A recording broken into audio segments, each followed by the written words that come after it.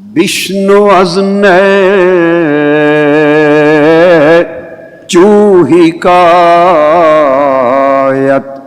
می کند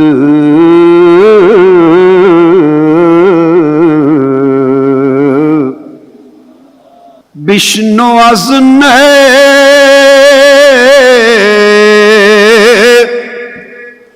چوہی کایت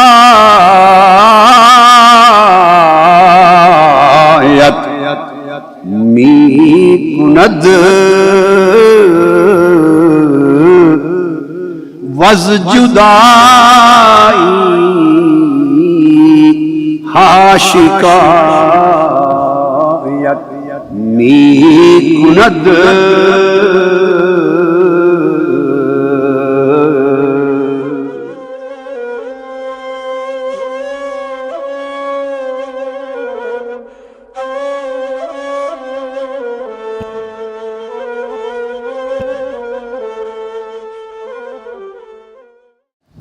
نحمده ونصلي ونسلم على سيدنا ومولانا محمد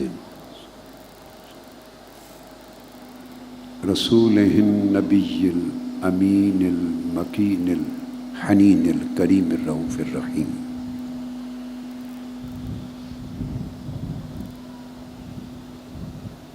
أما بعد، بسم اللہ الرحمن الرحیم.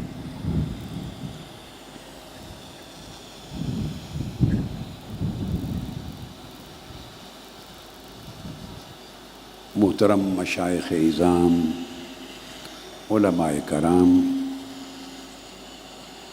معتکفین و معتکفات اور جملہ خواتین و حضرات، دنیا بھر کے سامعین و سامعات اور ناظرین و ناظرات، اللہ رب العزت کا شکر ہے جس کی توفیق سے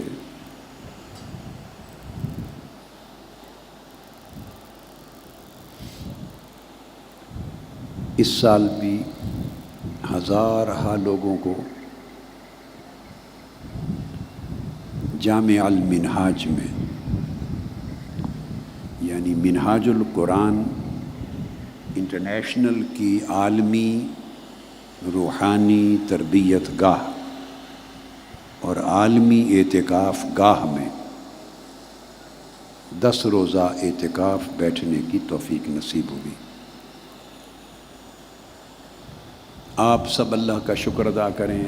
آج آخری دن ہے کہ اللہ جل مجدہ نے اپنے گھر میں آپ سب کو، بہنوں کو، بھائیوں کو، بیٹوں کو، بیٹیوں کو، سب کو معتکف ہونے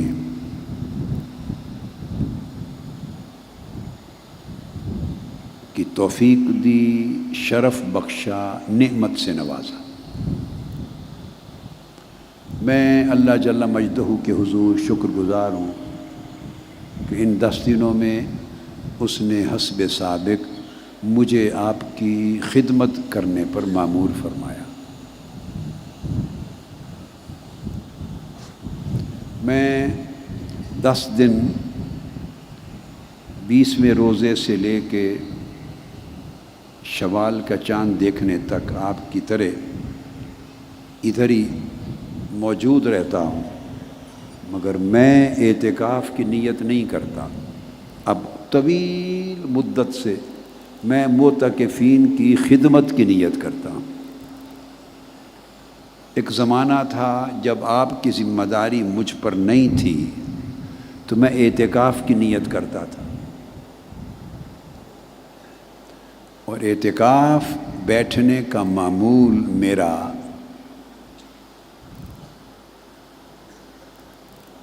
میں ایگزیکٹلی تو سن صحت کے ساتھ نہیں بتا سکتا، یاد نہیں، مگر اندازہ کر رہا ہوں. اندازہ یہ ہے کہ لگ بھگ 1962 یا 63 کے زمانے سے شروع کیا تھا. اب 1962 یا 64 بھی ہو، 54 یا 55 سال، لگ بھگ 55 سال آپ کہہ لیجیے، 55 سال کا عرصہ کم و بیش گزرا ہے جب سے میں بھی رمضان المبارک کے آخری عشرہ میں اللہ کے گھر میں آ کے بیٹھ جاتا ہوں، بس بیٹھ جاتا ہوں اس کے در پہ۔ آگے وہ جانے اس کی مرضی، وہ اسے کیا شمار کرتا ہے۔ تو پہلے میں اعتکاف کی نیت کرتا رہا، طویل عمر کا طویل حصہ، جب سے آپ کی ذمہ داری میرے کندھوں پہ آ گئی اور ادھر بیٹیوں اور بہنوں کی اعتکاف گاہ کی، تب سے میں نے خود بیٹھنے کا معمول تو وہی رکھا، اس میں تو فرق نہیں آنے دیا، مگر نیت اعتکاف کی کرنے کی بجائے اعتکاف میں بیٹھنے والوں کی نوکری کرنے کی نیت کرنی، کہ جو اعتکاف میں مولا کے حضور معتکف ہیں میں ان کی خدمت کروں۔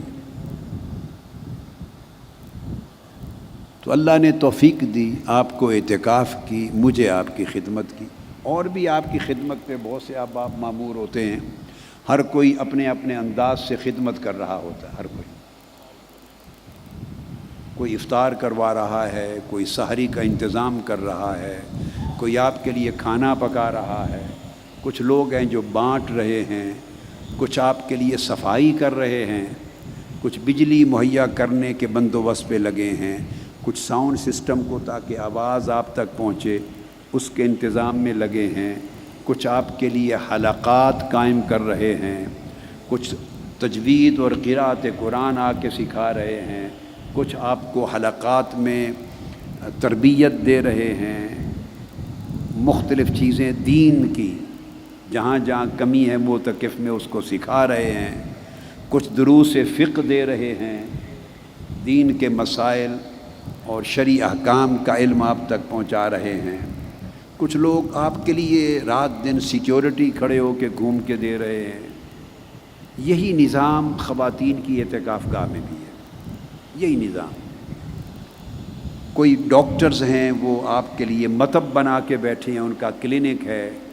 الغرض میں کئی ایسی ٹیمیں ہوں گی جن کا فوری طور پہ نام ذہن میں نہیں آ رہا، مقصد کہنے کا یہ ہے کہ طرح طرح کی خدمتیں ہیں آپ کی جو سر انجام دے رہے ہیں لوگ۔ کوئی چٹائیاں آپ کے لیے بچھاتا ہے، کوئی چٹائی پہ کھڑے ہو کے نماز پڑھتا ہے، کوئی آپ کے لیے مصلی بچھا رہا ہے، کوئی مصلی پر کھڑا ہو کے نماز پڑھ رہا ہے، کوئی وضو کر رہا ہے، کوئی وضو کا پانی مہیا کر رہا ہے۔ تو یہ طرح طرح کی خدمتیں ہیں، کسی کو کیا معلوم کہ کس کے کام میں اللہ نے کتنا اجر رکھا ہے۔ تو یہ خوش نصیبی ہے ان سب لوگوں کی جن کو اللہ رب العزت نے اپنے گھر میں 10 دن کے لیے معتکف یعنی خلوت نشین بن کے بیٹھنے کی توفیق اور اجازت دے دی، اور یہ بھی اس کا کرم اور احسان ہے ان لوگوں پر جن کو اس نے اپنے مہمانوں کی خدمت اور نوکری سونپ دی۔ معتکف اللہ کے مہمان ہوتے ہیں، 10 دن کے لیے اللہ کے مہمان ہیں، آپ سب اللہ کے مہمان تھے۔ کتنی اچھی بولیے مہمانی تھی، بولیے نا، ہائے ہائے کتنی اچھی مہمانی تھی۔ میزبانی تو کرنے والے معلوم نہیں آپ کی میزبانی کا حق ادا کر سکے یا نہیں، حق تو نہیں ادا ہو سکتا، کوئی کمی تو نہیں رہ گئی، بتائیں ہاتھ کھڑا کر کے۔ لیکن جو 10 راتوں کے درس ہوتے ہیں وہ اسی لیے ہوتے ہیں کہ کوئی کمی نظر نہ آئے، کوئی نقص نظر نہ آئے۔ یعنی ایک گلاس ہے، اس کو آپ اس میں پانی ڈال دیتے ہیں یہاں تک، 2 نگاہیں ہیں جو اس کو دیکھتی ہیں، ایک نگاہ دیکھتی ہے وہ کہتی ہے اتنا بھرا ہوا ہے، ایک نگاہ دیکھتی ہے کہ اتنا خالی ہے، بولیے کون سی نگاہ اچھی ہے؟ بولیے، جس کو بھرا ہوا حصہ نظر آتا ہے اور خالی نظر نہیں آتا۔ دوسری نگاہ بھی اللہ کے بندوں کی ہے کہ اتنا حصہ خالی ہے، بس یہ جو زاویہ نگاہ ہے اس کو بدلنا کیسے ہے، یہی سیکھنا ہے اعتکاف کی اس بستی عشق میں۔ تو یہ 10 دنوں کے لیے عاشقوں کی بستی ہے، رندوں کی بستی ہے۔ کیا؟ رندوں کی بستی ہے، دیوانوں کی بستی ہے، فرزانوں کی نہیں ہے، فرزانوں کی نہیں۔ یہ بے ہوشوں کی بستی ہے 10 دن کے لیے، مدہوشوں کی بستی ہے، مستوں کی بستی ہے، مستوں کی بستی ہے 10 دن۔ اب آج آخری گفتگو ہے اس 10 روزہ ملاقات کی۔ ادب کا موضوع جو کل رات کے درس کے آخری حصے میں شروع کیا تھا، تھوڑا سا موقع مل گیا آج کی رات تو اس کی نسبت اور بیان کر دیتا ہوں، مگر ساتھ یہ بھی سمجھنا ہے کہ جو کچھ دیکھیے عاشقوں، جو کچھ ملا اللہ رب العزت کی بارگاہ سے اس عشق کی بستی میں آنے کے باعث فکر یہ کرنی ہے کہ جو ملا اس کو سنبھالنا کیسے ہے۔ یہ تو آپ مجھے بتا چکے، کئی بار بتا چکے کہ کوئی بھی ایسا نہیں ہے، ایک شخص بھی جو کہے کہ کچھ بھی نہیں ملا۔ کچھ نہ کچھ تو ملا کہ نہیں سب کو۔ اجر و ثواب ایک الگ چیز ہے، اجر و ثواب تو اللہ کے ہاں ہے، وہ تو وہاں ملنا ہے، مگر اس سے ہٹ کر کیف میں، مستی میں، سرور میں، روحانیت میں، توجہ اللہ میں، سیر اللہ میں، اس کے عشق اور محبت کی رغبت میں، آقا علیہ الصلوۃ والسلام کی طرف رغبت میں، آخرت کی رغبت میں، گناہوں سے کچھ بیزاری میں، اس باب میں ایک وطن سے ہجرت کر کے دوسرے وطن میں جا کے آباد ہونے کا جو شوق ہے، اس باب میں کچھ نہ کچھ تو ہر ایک کو ملا ہے یا نہیں؟ ملا ہے نا؟ ہاتھ کھڑا کریں، سبحان اللہ، ہر ایک کو کچھ نہ کچھ ملا ہے۔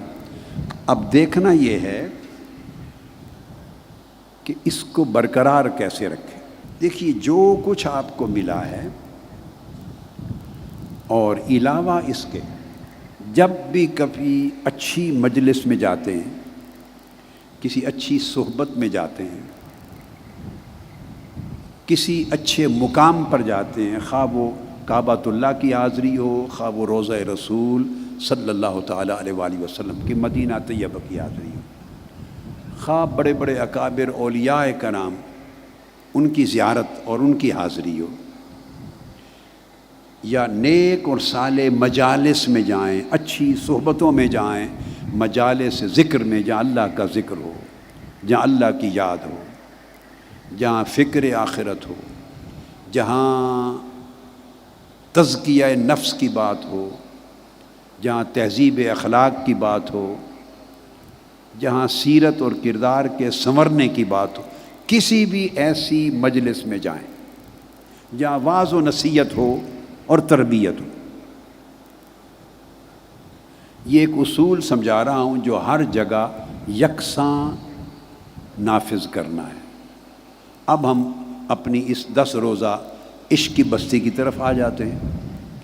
تو آپ نے جو کچھ پایا 10 دن، اللہ رب العزت کی بارگاہ سے کرم ہوا۔ 2 باتیں نہ بھولیں،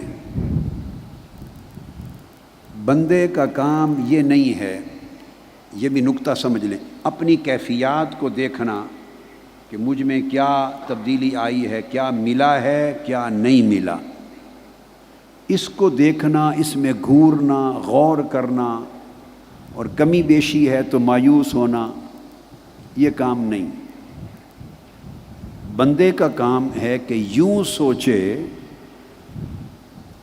کہ میں نے رجسٹریشن کروائی اور 10 دن کے لیے آ گیا، بیٹھ گیا، کیا اللہ کے اذن کے بغیر کوئی آ کے بیٹھ سکتا ہے؟ یہ بات سمجھنے والی۔ اگر اللہ کا اذن نہ ہوتا تو آپ آتے بیٹھتے؟ بولیے۔ آپ کو یاد ہے ایک رات میں نے آپ کو بات سنائی تھی کہ ایک عارفہ اور عاشقہ باندھی تھی جو کہہ رہی تھی باری تعالیٰ تجھے قسم ہے اس محبت کی جو تجھے مجھ سے ہے، مجھ پہ رحم کر۔ تو اس کے مالک نے سن کے اسے کہا کہ جملے کو صحیح کر لے، یوں نہ کہہ بلکہ اس طرح کہہ کہ تجھے قسم ہے اس محبت کی جو مجھے تجھ سے ہے۔ یاد ہے نا میں نے بات بتائی؟ تو اس پر اس عاشقہ عارفہ باندی نے کیا کہا؟ اس نے کہا تجھے سمجھ نہیں ہے، اگر اس کو مجھ سے وہ محبت نہ ہوتی جس کا واسطہ دے رہی ہوں تو مجھے ساری رات جگاتا اور تجھے سلاتا۔ تجھے ساری رات بیتی اس نے سلا رکھا ہے، مجھے جگا رکھا ہے، تو یہ مجھے جگانا کس چیز کی علامت ہے؟ جس بندے سے اس سے محبت ہوتی ہے اس کو جگاتا ہے، پھر اس کی باتیں سنتا ہے، راز و نیاز کی باتیں ہوتی ہیں۔ بندہ جب باتیں کرتا ہے تو مناجات ہوتی ہے۔ تو اس نقطے پر اپنی توجہ رکھیں کہ اگلا سال بھی آئے گا انشاءاللہ۔ یوں سوچیں کہ یہاں اللہ کے اذن کے بغیر پتا بھی نہیں ہل سکتا۔ ہل سکتا ہے؟ بولیے نہیں۔ اس نے اپنے در پہ آپ کو بٹھا دیا، پورے 10 دن دنیا سے لا تعلق کر کے کاروبار دنیا، مشاغل دنیا چھوڑ کے آپ آ گئے اس 10 دن اس بستی میں۔ کیا اللہ کی توفیق اور اذن کے بغیر آ گئے؟ اپنی ہمت سے آ گئے؟ بولیے نہیں۔ تو اللہ کا اذن ہوا نا۔ تو اللہ کا اذن جب اس نے دیا کہ آپ بندے آ جا میرے پاس 10 دن بیٹھ جا، تو وہ آپ سے راضی ہوا تو اذن دیا نا۔ وہ آپ سے راضی ہوا تو تبھی اس نے اذن دیا نا کہ آ جا بیٹھ جا 10 دن۔ اپنے دروازے پر کون کھڑا ہونے دیتا ہے کسی؟ فقیر بھی تھوڑی دیر کھڑا ہونا چاہے تو مالک دروازے سے بھگا دیتا ہے، کھڑا نہیں ہونے دیتا۔ تو آپ یوں سوچا کریں کہ یہ اس کی توفیق تھی، اسی کا شکر ادا کرتے رہیں سال بھر۔ کیا؟ اسی کا شکر ادا کرتے رہیں سال بھر کہ باری تعالیٰ تیرا شکر ہے کہ تو نے 10 دن مجھے اپنے در پہ بٹھائے رکھا، بیٹھنے کی توفیق دی، بیٹھنے کی توفیق دی۔ تو اب جب توفیق ملی اس کے بعد اس نے پھر ایک توفیق آپ کو اور دی، وہ یہ کہ آپ کی جو قلبی اور باطنی حالت تھی اس میں بہتری کر دی۔ کر دی نا؟ بہتری کر دی۔ یہ بھی اس کی توفیق اور اذن اور اس کے وہب اور اس کی عطا سے ہوا، اس کے کرم سے ہوا۔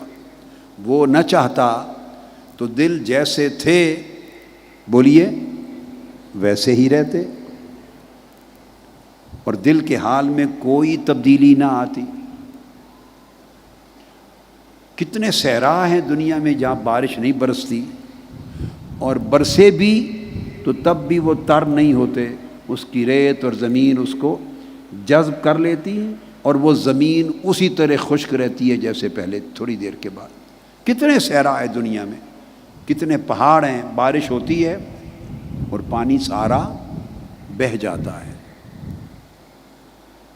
کتنے درخت ہیں جن پر پھل ہی نہیں آتا، کتنی قسموں کے درخت ہیں جن پر پھل نہیں آتا، کتنے پودے ہیں ان پر پھول نہیں آتا،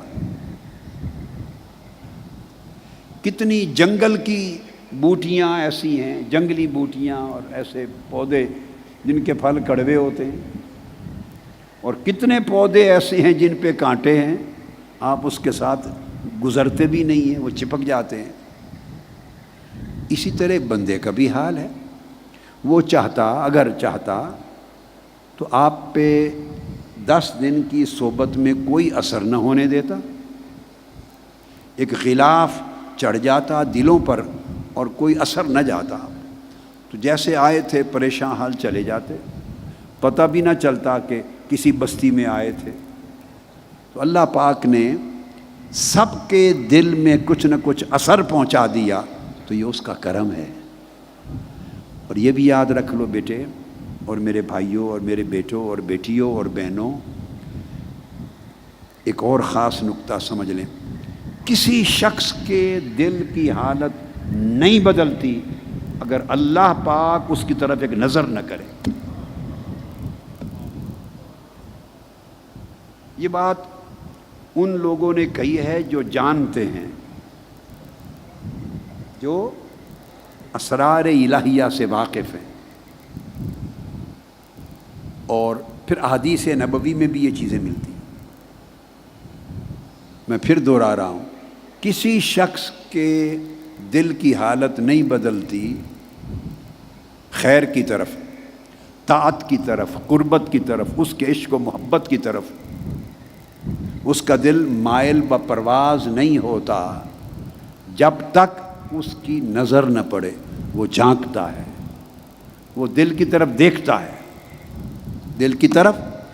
جس کے دل پہ نگاہ پڑ جائے رحمت کی، شفقت کی، کرم کی، انعام کی، لطف اور احسان کی نگاہ پڑ جائے، اس کا حال بدل جاتا ہے۔ تو آپ نے دیکھا کتنی توفیقات ہوئی، توفیق پر توفیق، پھر توفیق پر توفیق۔ تو آپ کا جتنا حال بدلا سمجھے اس نے اتنی مرتبہ دیکھا۔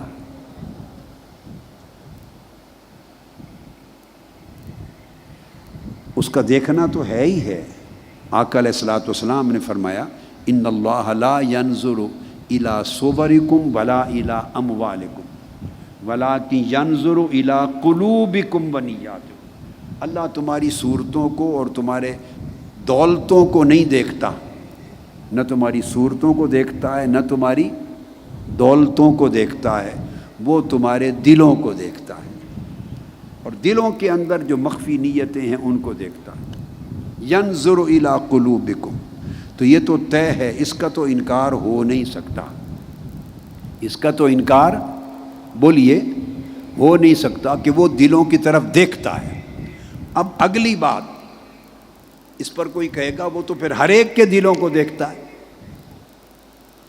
تو ہاں، ہر ایک کے دلوں کو دیکھتا ہے، وہ کافروں کو بھی دیکھتا ہے، وہ مومنوں کو بھی دیکھتا ہے۔ دیکھنا یہ ہے کہ کس نظر سے دیکھتا ہے، کس نظر سے دیکھتا ہے۔ ایک بات میں آپ کو بڑی لطیف بتاؤں، سمجھاؤں۔ قیامت کے دن علماء نے اور اولیاء نے، عرفاء نے بھی اپنی کتب میں یہ بحث کی اور اس عقیدے کو بیان کیا، اور قرآن مجید میں، کہ قیامت کے دن جب اللہ پاک کو مومن دیکھیں گے تو کافر بھی دیکھیں گے یا نہیں۔ اللہ پاک جب کئیوں سے پوچھے گا، فاسقوں سے بھی پوچھے گا، میں نے تمہیں یہ دیا، جب گفتگو فرمائے گا تو تو نے میری نعمتوں کا کیا شکر ادا کیا، میں نے تجھے علم دیا، تو نے اس علم کو کیسے برتا، میں نے تجھے مال و دولت دی، تو نے اسے کیسے خرچ کیا، میں نے تجھے عمر اور زندگی دی، اس کو کیسے خرچ کیا، میں نے تمہیں صحت توانائی دی، کیسے خرچ کیا۔ کسی سے پوچھے گا، وہ شخص میرا بندہ بیمار تھا، تو اس کی عیادت کو گیا، وہ بھوکا تھا، تو نے اس کو کھانا کھلایا، وہ پیاسا تھا، تو نے اس کو پانی پلایا۔ اس طرح بہت لوگوں کے جب اعمال نامے کھلیں گے، کئیوں سے احادیث صحیحہ میں اور احادیث قدسیہ میں آتا ہے اللہ پاک کلام فرمائے گا۔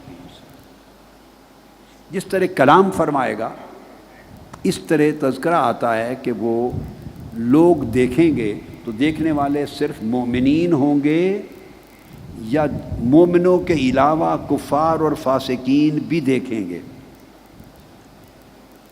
تین طبقے ہوں گے، کفار ہوں گے، منافق ہوں گے، مومن ہوں گے، وہ بھی دیکھیں گے یا نہیں۔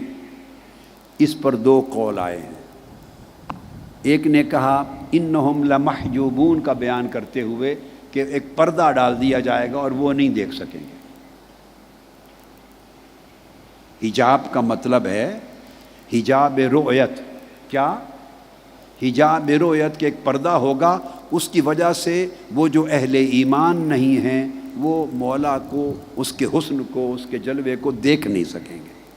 ایک معنی بعض اولیاء اور عرفاء نے بیان کیا، اس سے مراد حجاب معرفت ہے، کہ وہ حجاب ایسا آ جائے گا کہ وہ پہچان نہیں سکیں گے۔ یہ بھی بیان کیا کہ وہ بھی دیکھیں گے، کفار غیر مسلمین بھی دیکھیں گے، ان سے ہم کلام ہوگا، مگر جب وہ دیکھ رہے ہوں گے اللہ پاک ان کے دلوں سے، آنکھوں سے، ذہنوں سے معرفت کی، پہچان کی صلاحیت چھین لے گا، سلب کر لے گا۔ وہ دیکھ کر ان کو پتہ نہیں چلیں گے کہ رب کو دیکھا ہے، پتہ نہیں چلے گا۔ جب یہ پتہ ہی نہیں چلے گا کہ اللہ کو دیکھا ہے تو دیکھنے کی لذت ہی نہیں آئے گی، تو ان سے ادراک بھی چھین لے گا اللہ، معرفت بھی چھین لے گا، اور رؤیت کی لذت و حلاوت بھی چھین لے گا، اس کی کیفیت بھی چھین لے گا۔ بعضوں نے یہ کہا اور بعضوں نے کہا کہ حجاب رؤیت پہ آ جائے گا، دیکھ نہیں سکیں گے۔ دونوں قول حق ہیں، چونکہ دونوں کے لیے بڑے بڑے لوگوں کے اپنی تائیدات۔ تو سمجھانا مقصود یہ ہے کہ اللہ پاک جس کے دل کی طرف دیکھتا ہے تو کس نظر سے دیکھتا ہے؟ اس دل میں اپنی محبت بٹھانے کے لیے دیکھتا ہے، یا اس کی دل کی نیت کو دیکھ رہا ہے، بھی بندہ کس نیت سے آیا ہے؟ اسے اپنے عشق کا ذرہ عطا کرنے کے لیے دیکھتا ہے، اس کے اندر اپنے قرب اور اپنی ملاقات کے شوق کی آگ لگانے کے لیے دیکھتا ہے، اس بندے کو اپنے لیے تڑپانے کے لیے دیکھتا ہے، اور اپنے خیروں سے بیگانہ کرنے کے لیے دیکھتا ہے، اسے اپنا بنانے کے لیے دیکھتا ہے۔ یہ بڑی نظریں ہیں کہ کس نظر سے دیکھتا ہے۔ تو جب آپ کا حال بدل گیا اور آپ کے اندر ایک شوق پیدا ہو گیا، ایک ذوق نے جنم لیا، انگڑائی لی، پھر ایک شوق کی تپش آئی، ایک چنگاری بڑکی، اور اس نے محبت کا رخ کیا، اس نے عشق کی کیفیتیں دیں، آپ کو رلایا۔ تو جب اس کے عشق میں آپ روئے، ندامت میں روئے، توبہ اور طلب مغفرت میں روئے، اس کی محبت اور طلب قربت میں روئے، تو کیا کسی آنکھ سے ایک آنسو بھی گر سکتا ہے اس کی مرضی کے بغیر، اس کی رحمت کے بغیر؟ ایک رونگٹا بھی کھڑا نہیں ہوتا، دل کا جھکاؤ اور میلان اور رجحان بھی نہیں ہوتا، دل پتھر کی طرح رہ جائیں اگر اس کا کرم انہیں ملائم نہ کرے، نرم نہ کرے۔ تو دیکھیے کتنی توفیقات ملی۔ ٹھیک ہے، اب سال بھر ان توفیقات کا ہی شکر ادا کرنا ہے، اور اس شکر کے ساتھ اس طلب میں رہنا ہے کہ کب، کون سا مہینہ ہے، کون سا مہینہ ہے، رمضان کب آ رہا ہے۔ پلٹ کے کوئی پوچھے کیوں بیتاب ہو، کہیں عشق کی بستی میں جانا چاہتے ہیں۔ 10 دن گزار آیا تھا عاشقوں کی بستی میں، اس بستی عشق میں 10 دن گزارے تھے، وہ شب و روز یاد آتے ہیں۔ وہ شب و روز بتائیے میرے بیٹے بیٹی، یاد آئیں گے یا نہیں آئیں گے؟ بولے نا۔ تو اگر یاد آئیں گے تو پھر پلٹ کے آئیں گے، پلٹ کے آئیں گے، پھر اس انتظار میں رہیں، اس اشتیاق میں رہیں، اس سے تسلسل رہتا ہے۔ اب یہاں جو بات سمجھانا چاہتا ہوں، جو کچھ یہاں ملا اور آپ نے اپنے اندر جو تبدیلی محسوس کی، ایک روشنی محسوس کی، ایک لطافت محسوس کی، ہلکا پن محسوس کیا، اس کو کہتے ہیں کیفیت۔ ایک تجلی آئی، روشنی آئی، ایک چمک آئی، اس کو کیا کہتے ہیں؟ بولیے۔ کیفیت۔ کیفیت کیف سے ہے، تو ابتدا میں آپ کو ایک کیف ملا، حجاب اٹھا، بات سمجھ میں آئی، اس سے کیف و سرور ملا، کیف ملا۔ یہ قوالی کے کسی کا کلام ہے، یہ جو ہلکا ہلکا سرور ہے یہ تیری نظر کا قصور ہے۔ قصور سے مراد یہ تیری نظر کی وجہ سے ہے، یہ جو سرور آ رہا ہے، یہ جو کیف آتا ہے اللہ پاک کی نظر کرم سے، یہ کیف آیا، اس کیف سے کیفیت ہے، اور جب کیفیت بندے کو آتی ہے تو کیفیت میں کوئی کمال نہیں ہوتا، کیفیت میں کوئی کمال نہیں ہوتا۔ جب آپ چمکتے ہوئے جلتے ہوئے بلب کے نیچے آ کے بیٹھیں گے تو روشنی تو آئے گی، جب چراغ کے پاس آئیں گے تو روشنی ملے گی، ٹیوب ہے لائٹس کے نیچے بیٹھیں گے تو روشنی ملے گی، سورج چمک رہا ہے دن ہے تو باہر آئیں گے تو روشنی ملے گی، شمع جلے گی تو روشنی ملے گی۔ اس میں جس کو ملی اس کا کمال نہیں۔ کیفیت آپ جب کسی ایسی مجلس میں، صحبت میں، کسی ایسے عمل میں، کسی ایسے فعل میں، کسی ایسے وقت اور لمحے میں آتے ہیں تو اس کی وجہ سے اللہ پاک کی تجلیات کا ورود ہوتا ہے، انوار کا ورود ہوتا ہے، برکات ذکر کا ورود ہوتا ہے۔ تو بہت سارے انوار، تجلیات، برکات، اثرات ہوتے ہیں، وہ اثرات اثر چھوڑتی ہیں، وہ کیفیت، اس سے کیفیت آتی ہے۔ یہاں تک ہو جاتا ہے، یہاں تک گنہگار سے گنہگار بندہ بھی کبھی کچھ کیفیت اس کو ملتی ہے، لرز اٹھتا ہے، ہوتا ہے کہ نہیں؟ کبھی رونگٹے کھڑے ہو جاتے ہیں، کبھی آنکھیں بھیگ جاتی ہیں، کبھی آواز سے زیادہ تڑپ کے بھی رو پڑتا ہے کوئی آدمی۔ تو یہ کیفیت ان کی واردات ہوتی ہے، یہاں تک تو بندہ پہنچ جاتا ہے۔ اس کے بعد آگے یہ ہے، کیفیت کی مثال ایسے ہے جیسے جگنو کی چمک۔ کیا؟ جگنو جب شمع کی طرف آتے ہیں یا روشنی کی طرف آتے ہیں جگنو، تو اندھیری رات میں جگنو کو دیکھا ہے؟ رات کے اندھیرے میں جگنو جب چلتا ہے دیکھا ہے؟ اس کی چمک کیسے ہوتی ہے؟ ایسے کریں، ہاتھ سے کریں، ایسے۔ چمک آئی بجھ گئی، چمک آئی، بولیے نا، چمک آئی بجھ گئی، چمک آئی بجھ گئی، آئی چلی گئی، آئی چلی گئی، یہ جگنو کی چمک ہے۔ اس جگنو کی چمک والی جو صورت ہے اس کو کیفیت کہتے ہیں، اسے کیفیت کہتے ہیں۔ کیفیت مجلس کے اثر سے، صحبت کے اثر سے، ذکر کے اثر سے، کبھی عبادت کے اثر سے، کبھی زیارت کے اثر سے کیفیت آتی ہے۔ نور ہے نا، وہاں سے کیفیت آئے گی، اثر آتا ہے، اس سے کیفیت جنم لیتی ہے۔ مگر وہ کیفیت آتی ہے چلی جاتی ہے، آتی ہے چلی جاتی ہے، آتی ہے چلی جاتی ہے، وہ عارضی چیز ہوتی ہے۔ اس کے بعد کیا ہے؟ محنت اس سے آگے شروع ہوتی ہے۔ جب کیفیت ملنی شروع ہو جائے اور کیفیت آنے لگ جائے اور بندہ کیفیت پانے لگے تو اس کا ایک مطلب یہ ہے کہ اب دل پتھر جیسا نہیں رہا، کچھ اس کے اندر نرمی آئی ہے، شکستگی، ریختگی کچھ آئی ہے، پتھر کی طرح، لوہے کی طرح نہیں رہا۔ یہ خیر کی خبر ہے، یہ خبر خیر کی ہے۔ اس کے بعد میرے بھائیوں، بہنوں، بیٹوں اور بیٹیوں، اگلا فکر یہ کرنا چاہیے کہ یہ جو کیفیت ہے اس کو برقرار کیسے رکھیں۔ یہاں سے آپ کا امتحان شروع ہوگا، یہاں سے آپ کی مشقت شروع ہوگی۔ یہ جو کیفیتیں آپ کو ملی، 10 دن میں کیفیت ملی، وہ اس طرح ہے کہ اثر گویا آپ کے دل تک پہنچ گیا، اثر دل پر ہو گیا، اس اثر نے اپنا رنگ دکھایا، اب وہ جمانا ہے اس کو، اب اس کو جمانا ہے کہ وہ جم جائے۔ تو اس کے اوپر محنت کرتے ہیں، محنت کر کے پھر حصار قائم کرتے ہیں، 4 دیواری نیک اعمال کی، نیک اعمال کو جاری رکھتے ہیں۔ نیک اعمال، خود ہر نیک عمل اپنی ایک کیفیت پیدا بھی کرتا ہے اور پہلے سے موجود کیفیت کو قدر محفوظ بھی کرتا ہے۔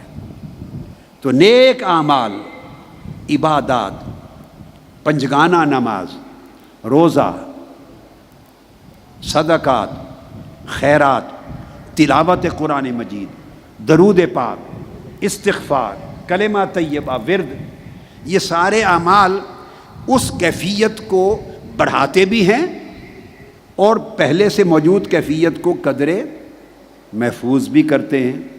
مگر ان اعمال کے اندر اسی سمت رہے آپ کا دھیان جو 10 راتوں میں سیکھا ہے، صدق رہے، اخلاص رہے۔ جب آپ یہ کریں گے پھر اعمال بڑھیں گے۔ اس اعمال کے ساتھ میں نے کہا کہ اگر آپ کی صحبت خراب رہے گی تو جو کیفیت یہاں سے ملی ہے یا اعمال صالحہ سے پیدا ہوگی وہ بری صحبت سے چلی جائے گی۔ جیسے میں نے آپ کو مثال دی تھی، جیب کٹ جاتی ہے، ہاتھ سے پیسے ڈالتے ہیں، نیچے سے گرتے چلے جاتے ہیں، جمع کچھ نہیں ہوتا، جمع کچھ نہیں ہوتا۔ مولانا روم نے آگے چل کے مثنوی میں ایک اور مثال دی ہے، وہ مثال آپ کو سنا دیتا ہوں۔ وہ مثال دیتے ہیں، فرماتے ہیں مولانا روم کہ اے بندے غور کر، تجھے 40 سال گزر گئے عبادت کرتے ہوئے۔ 40 سال ایسے ایک عدد بندے کو سمجھانے کے لیے طویل مدت کے طور پہ استعارتاً کہہ دیا۔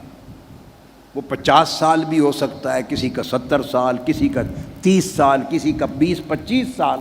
مطلب یہ ہے کہ ایک طویل زمانہ گزر گیا تجھے نیک اعمال کرتے ہوئے، دین کی تبلیغ بھی کر رہے ہو، دعوت بھی دے رہے ہو، دین کی عبادت بھی کر رہے ہو، پنجگانہ نماز بھی پڑھتے رہے ہو 30-40-50 سال سے، عمرہ بھی کبھی کرتے ہو، صدقہ خیرات بھی کرتے ہیں، آپ نیک کام بھی کرتے ہیں، ساری نیکیاں کرتے ہیں۔ آگے انہوں نے ایک بڑی دلچسپ مثال دی۔ اس نے کہا یہ تمہارے من کی بوریا ہے، بوری، توڑا ہوتا ہے نا بورا، پہلے زمانے، چونکہ پرانے زمانے کی بات ہے نا، مولانا روم کو آج اس وقت 800 سال سے اوپر کا عرصہ گزر گیا۔ میں نے آپ کو بتایا تھا کہ مولانا روم کی ولادت جس سال میں ہوئی 604 ہجری میں، آج کیا ہے 1439، تو کہاں 604 1440 کے قریب 39 کر لینا، تو کتنا زمانہ، 825 سال گزر گئے، 850 سال گزر گئے ان کے زمانے کو۔ اب یہ جو مثال انہوں نے دی ہے، میں نے جب پڑھا تو میں نے کہا دیکھو یہ ہم نے اپنے دور میں بھی دیکھا ہے، جو مثال دیتے ہیں۔ اب میں بتاؤں گا، آپ کہیں گے ہم نے بھی دیکھا ہے۔ تو پہلے زمانے میں لوگ پورے سال کے لیے گندم خرید لیتے تھے، ذمہ دار بھی ایسے کرتے تھے۔ مجھے تو اپنا گھر یاد آ گیا نا، جنگ کے زمانے میں پورے سال کی گندم لوگ خرید کے رکھ لیتے بوریوں میں۔ تو پٹ سن کی بوریاں ہوتی تھیں، اور ایک بوری اس زمانے 2.5 من کی ہوتی تھی، 2.5 من کے وزن کی ایک بوری ہوتی تھی۔ میں تو اپنے تجربے مشاہدے کی بات کر رہا ہوں۔ اچھا، پھر چھوٹی بھی ہوتی ہیں 20-20 کلو کی بھی۔ اب آٹا آ گیا تو پھر وہ گندم لے جاتے تھے مشین پہ پسوانے کے لیے، تو گندم بوریوں میں رکھتے تھے اور پورا ڈھیر لگا کے رکھتے تھے۔ جب بوریوں میں گندم آ جاتی تھی تو گھر والے لوگ کوشش کرتے کہ گھر میں چوہا نہ آئے۔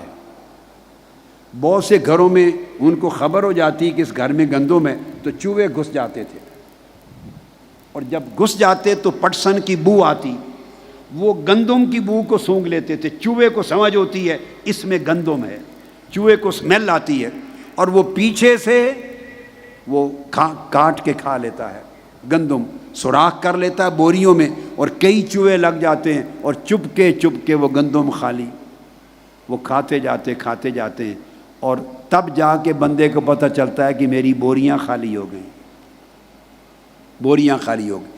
مولانا روم نے مثال دی ہے آگے چل کے، وہ کہتے ہیں اے بندے دیکھ، تیری زندگی گزر گئی اعمال اور عبادات کرتے ہوئے، اگر نفس کا چوہا تیری گندم کو کھانے والا، چھپ کے کھانے والا نہ ہوتا تو 40 سال میں جو کچھ کیا اس کا اثر کچھ تو ہوتا تیری زندگی پر۔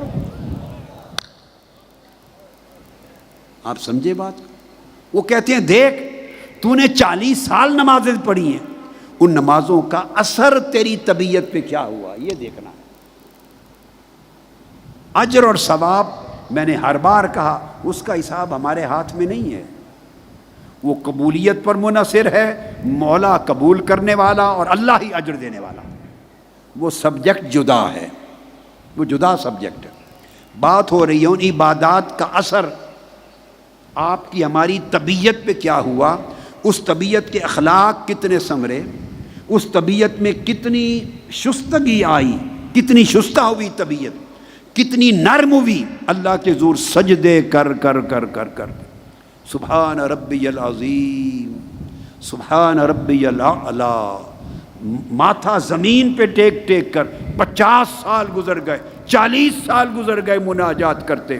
اس نے تیری طبیعت کی سختی کو کتنا نرمی میں بدلا، تیرے من کا اندھیرا کتنا دور ہوا، تیرے اخلاق کتنے سنورے، تیرے اندر صدق اور اخلاص کتنا آیا، تیری طبیعت میں جود و سخا کتنا آیا۔ یا اگر آج زندگی بھر عبادت کر کر کے، روزے رکھ رکھ کے، نیکیاں کر کر، تسبیح ورد وظیفے، اتوں دوویں لتاں گوڑے، تیرے اندر رہی پلیتی، بلے شاہ صاحب کا کلام ہے، اتوں دوویں لتاں گوڑے تیرے اندر رہی پلیتی،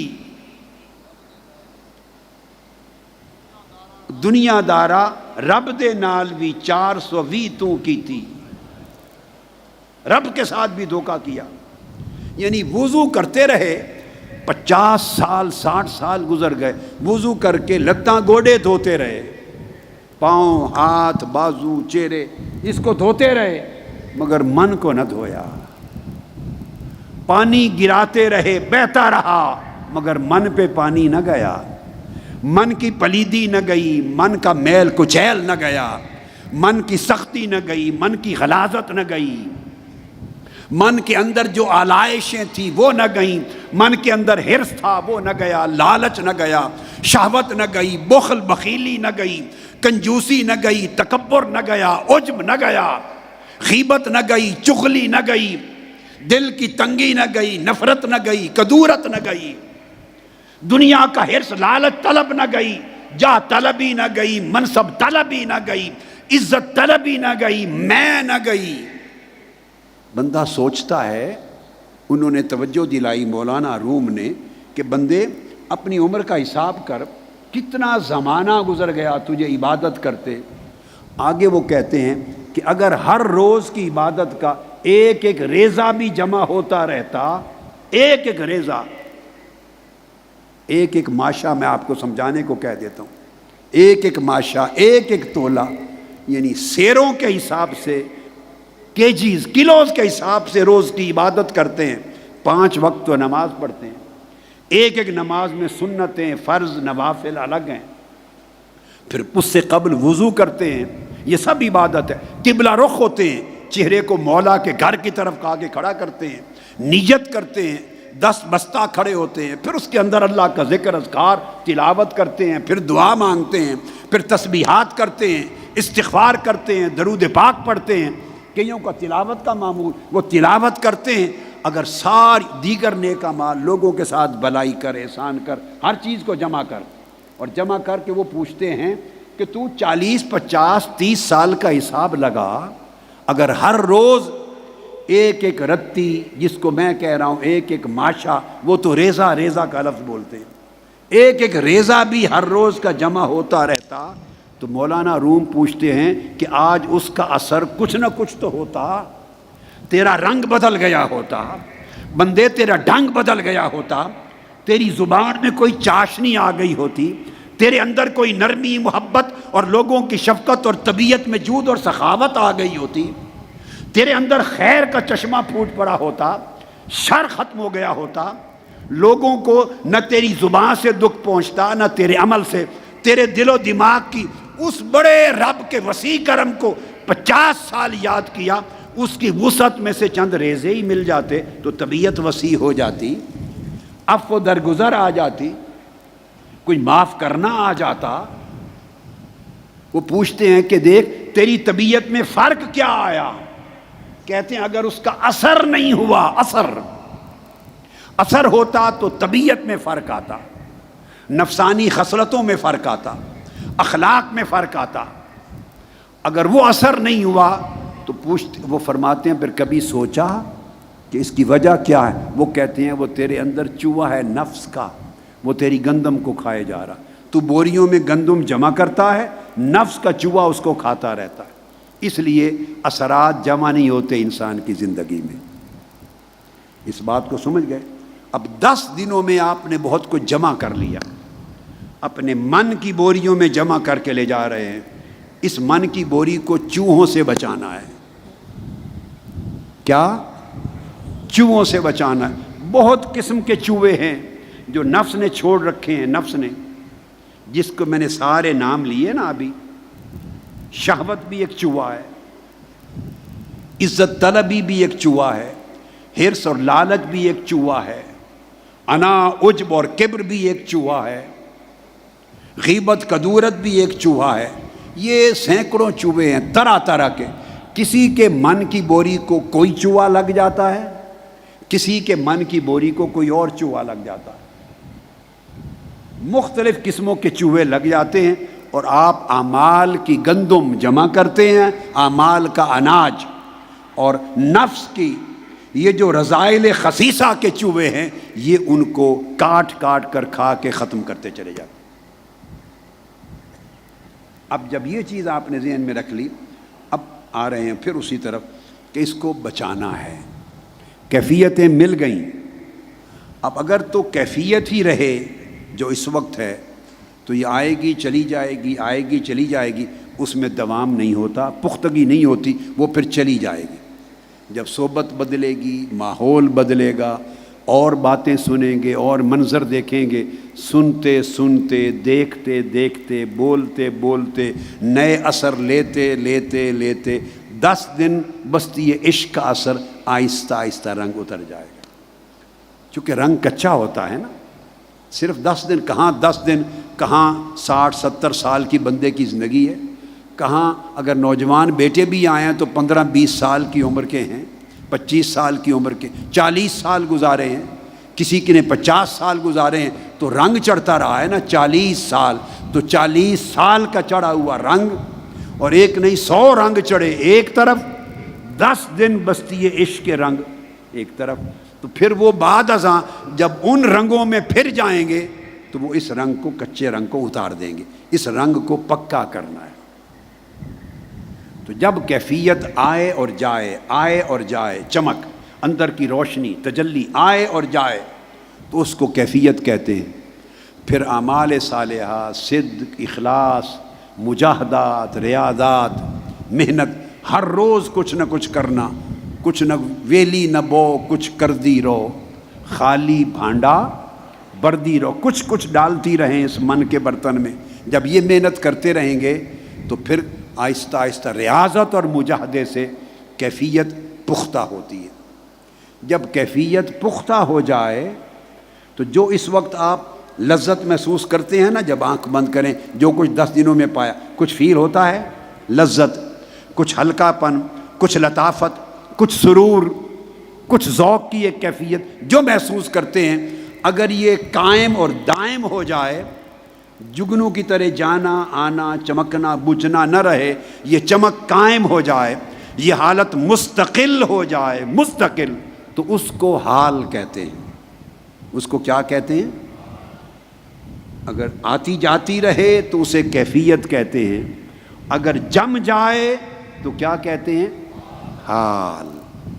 جم جائے تو حال کہتے ہیں۔ اب آپ دیکھیے، جس وقت آپ کیفیت میں ہوتے ہیں اس وقت آپ، اب 10 راتوں میں آپ نے تجربات کیے نا، کیفیت کے وقت لذت اور سرور اور کیف کا عالم کیا ہوتا ہے، یہ صرف کیفیت کا اثر ہے۔ اور ان لوگوں کا حال کیا ہوگا جن کی یہی کیفیت نقطہ عروج پر اور نقطہ کمال پر جا کر حال میں بدل گئی ہے، اور جن کو اللہ نے اس کیفیت کو مستقل کر کے ان کا حال بنا دیا ہے۔ جو کیفیت کبھی عروج پر آپ کو من میں لذت اور سرور دیتی ہے اور حلاوت اور طمانینت دیتی ہے اور سیراب کرتی ہے، اللہ پاک جس کی کیفیت کو حال میں بدل دیتا ہے، ان کا ہر لمحہ اور ہر گھڑی وہی حالت رہتی ہے، وہ ہر گھڑی وہ سیراب رہتے ہیں، ان کو پھر چکا چوند دنیا کو چندھیاتی بھی نہیں ہے، ان پہ اثر انداز نہیں ہوتی، ان کو متزلزل نہیں ہونے دیتی، وہ کیفیت حال میں بدل جاتی ہے۔ تو آپ نے محنت کرنی ہے کہ کیفیت حال میں بدلے، کیفیت بولیے حال میں بدلے۔ پورا سال یہ آپ کو ٹارگٹ دے کے بھیج رہا ہوں کہ جو کیفیت تھوڑی زیادہ جس کو ملی ہے وہ محفوظ ہو جائے، محفوظ ہو جائے، اس طرح جم جائے، اس کو دوام مل جائے، اس کیفیت کو استقامت، مستقل ہو جائے کیفیت، بجھے نہیں وہ چراغ، وہ شمع جو دل میں جلی ہے بجھے نہیں۔ اور میں نے آپ کو بتا دیا تیل ڈالتے رہیں، میں نے تیل بتا دی ہے نا آپ کو، نہیں بتائے؟ بولیے نا۔ اب تو تیل کی سمجھ ہی نہیں آپ کو، آج کے نوجوانوں کو کیا خبر کہ تیل کا کیا تعلق روشنی سے، چونکہ اب تو بجلی کا زمانہ ہے، آج تو بجلی کا زمانہ ہے۔ تو ہم نے تو اپنے بچپن میں وہ زمانہ بھی دیکھا ہے جب ہر جگہ بجلی نہیں ہوتی تھی، کہیں تھی کہیں نہیں تھی، تو اس وقت لالٹین اور دیے میں تیل ڈالتے تھے، تیل خرید کے لاتے تھے، لوگ تیل بیچتے تھے، تیل ڈالتے تھے دیے میں بھی، تیل ڈالتے تھے لالٹین میں بھی، تیل سے چراغ جلتا تھا۔ تو میں تو وہی بات ہی کروں گا نا، ہم نے تو وہ زمانہ دیکھا ہے۔ تو اپنے چراغ دل میں تیل ڈالتے رہیں، عشق الہی کا، محبت الہی کا، طاعت الہی کا، عبادت الہی کا، معرفت الہی کے اعمال کا، صدق کا، اخلاص کا، سخاوت کا، صدقہ کا، خیرات کا، قرات و تلاوت کا، روزے کا، نمازوں کا، رونے دھونے کا، یہ سارا تیل ہے۔ میرے بیٹوں، میری بیٹیوں، جوانوں، میرے بھائیوں، میری بہنوں، تیل ڈالتے رہے اس چراغ دل کے دیے میں۔ یہ تھوڑی سی شعاع بن گئی ہے نا، تیل ڈالیں گے جلتا رہے گا۔ اور پھر ایسا بھی ہوتا کہ وہ اس کی وہ کپڑے کی ایک ہوتی تھی جس سے وہ جل کے دیا جلتا تھا، تو یہ بھی دھیان رکھنا ہے کہ تیل ڈالتے رہیں، جو اصل شے وہ نہ ختم ہو جائے، اس کو بھی جاری رکھیں، ضرورت کے مطابق اس کو ری انفورسمنٹ کرتے ہیں، ہر چیز کو ری انفورسمنٹ کرتے ہیں۔ تو اگر اس کو آپ نے مستقل کر لیا اس کیفیت کو تو اسے حال کہتے ہیں، وہ حال۔ پھر جن کو حال نصیب ہوتا ہے وہ ہر وقت اسی سرور میں رہتے ہیں جو آپ کبھی کیفیت کے عروج پر محسوس کرتے ہیں۔ آپ دیکھیں ان کا عالم کیا ہوتا ہے، یہ حال ہے۔ جب حال مل جاتا ہے بندے کو، کیفیت حال میں بدل جاتی ہے، تو اس کے بعد پھر اگلا سفر شروع ہوتا ہے۔ حال میں تغیر آتا ہے، حال میں یعنی کیفیت کی طرح جاتا نہیں، مگر اس میں زیر و بم آتا ہے، اونچ نیچ آتی ہے، اپس اینڈ ڈاؤنز آتے ہیں۔ آپ نے دریا کو چلتے دیکھا ہے نا، جب وہ خوب طغیانی ہوتی ہے، نہروں میں بھی طغیانی ہوتی ہے، سیلاب آتا ہے، سمندر کو بھی دیکھا ہے جب طغیانی کی کیفیت میں، تو اس میں ایسے موجیں چلتی ہیں، لہریں اور موجیں، اپس اینڈ ڈاؤنز آتے ہیں، تو وہ ڈس اپیئر نہیں ہوتا، پانی ختم نہیں ہوتا، جب جم جاتا ہے پھر وہ چلتا ہے، مگر اوپر نیچے تموج ہوتا ہے، اس کو تغیر حال کہتے ہیں۔ تغیر حال، حال میں تبدیلی آتی رہتی ہے، کبھی نیچے کبھی اوپر، کبھی نیچے کبھی اوپر، کبھی قبض کبھی بسط۔ یہ پھر اس کی بہت سی اصطلاحات ہیں، اس حال کے اندر تغیرات کی بہت ساری قسمیں ہیں، کتابیں بھری پڑی ہیں، میں اس موضوع میں نہیں جانا چاہتا۔ تو اس کے اندر تغیرات آتے ہیں، حال میں تغیر آتا رہتا ہے، اور اس کو اگر آپ حال کو مضبوط تر کرتے رہیں، حال کو پختہ تر کرتے رہیں، اور حال کو مستحکم کرنے کے لیے پھر کاوشیں صدق اور اخلاص کے ساتھ بڑھاتے رہیں تو حال مضبوط ہوتا رہتا ہے۔ کرتے کرتے پھر ایک وقت اس سالک، اس مسافر کی زندگی میں، اس سالک حق کی زندگی میں ایسا آتا ہے کہ جب اس حال کو تغیر سے نکال دیتا ہے اللہ پاک اور اس کو استقامت میں بدل دیتا ہے، پھر اوپر جاتا ہے، نیچے نہیں آتا۔ کیا؟ اوپر جاتا رہتا ہے مگر نیچے نہیں جاتا۔ جب یہ استقامت آ جائے، ایک باٹم لائن ہے حال کی، وہ فکس ہو جاتی ہے، اس سے نیچے نہیں جاتی حالت، اوپر جاتا رہتا ہے تدریجاً۔ جب ایسی استقامت آ جائے اور دوام آ جائے تو اسے مقام کہتے ہیں۔ اسے کیا کہتے ہیں؟ تو وہ آپ نے سنا، یہ صاحب مقام ہے، یہ صاحب حال ہے، مگر صاحب کیفیت نہیں سنتے، کیونکہ صاحب کیفیت تو اگر 10,000 بندہ بیٹھا ہے تو ایک وقت میں 10,000 کے 10,000 بھی اصحاب کیفیت ہو سکتے. کیفیت تو ایک واردات ہے، خواطر ہیں قلب کے. تو وہ پھر استقامت آ جائے تو مقام ہے. جب مقام ملتا ہے تو پھر اس کے ہر مرتبے کے مطابق ریاضات ہوتی ہیں، مجاہدات، پھر وہ اوپر جاتا ہے اللہ پاک کی مدد و نصرت سے. تو آپ نے اس طرح کوشش کرنی ہے کہ جو کیفیتیں ملیں تو جب پلٹ کے اگلے سال آئیں تو 2 قسموں کے لوگ ہوں. ایک تو وہ قسموں کے جو کیفیت لے کے گئے تھے کچھ نہ کچھ بچا کر کے لے کے آئیں، گوا کے نہ آئیں. یہ تو کم سے کم سودا ہے، کم سے کم. اور کچھ میری آرزو ہے کیفیت کو حال میں بدل دیں. کتنی خوش نصیبی ہوگی کہ کچھ لوگ کیفیت سے اٹھ کر حال تک چلے جائیں، بڑی بات ہوگی. لیکن اگر حال تک نہیں پہنچے، مگر حال کے لیے سال بھر چوکیداری کرنی ہوتی ہے، پہرے داری کرنی ہوتی ہے، اور اس پر محنت اور مزدوری کرنی ہوتی ہے، مگر کیفیت کو لٹنے نہ دیں.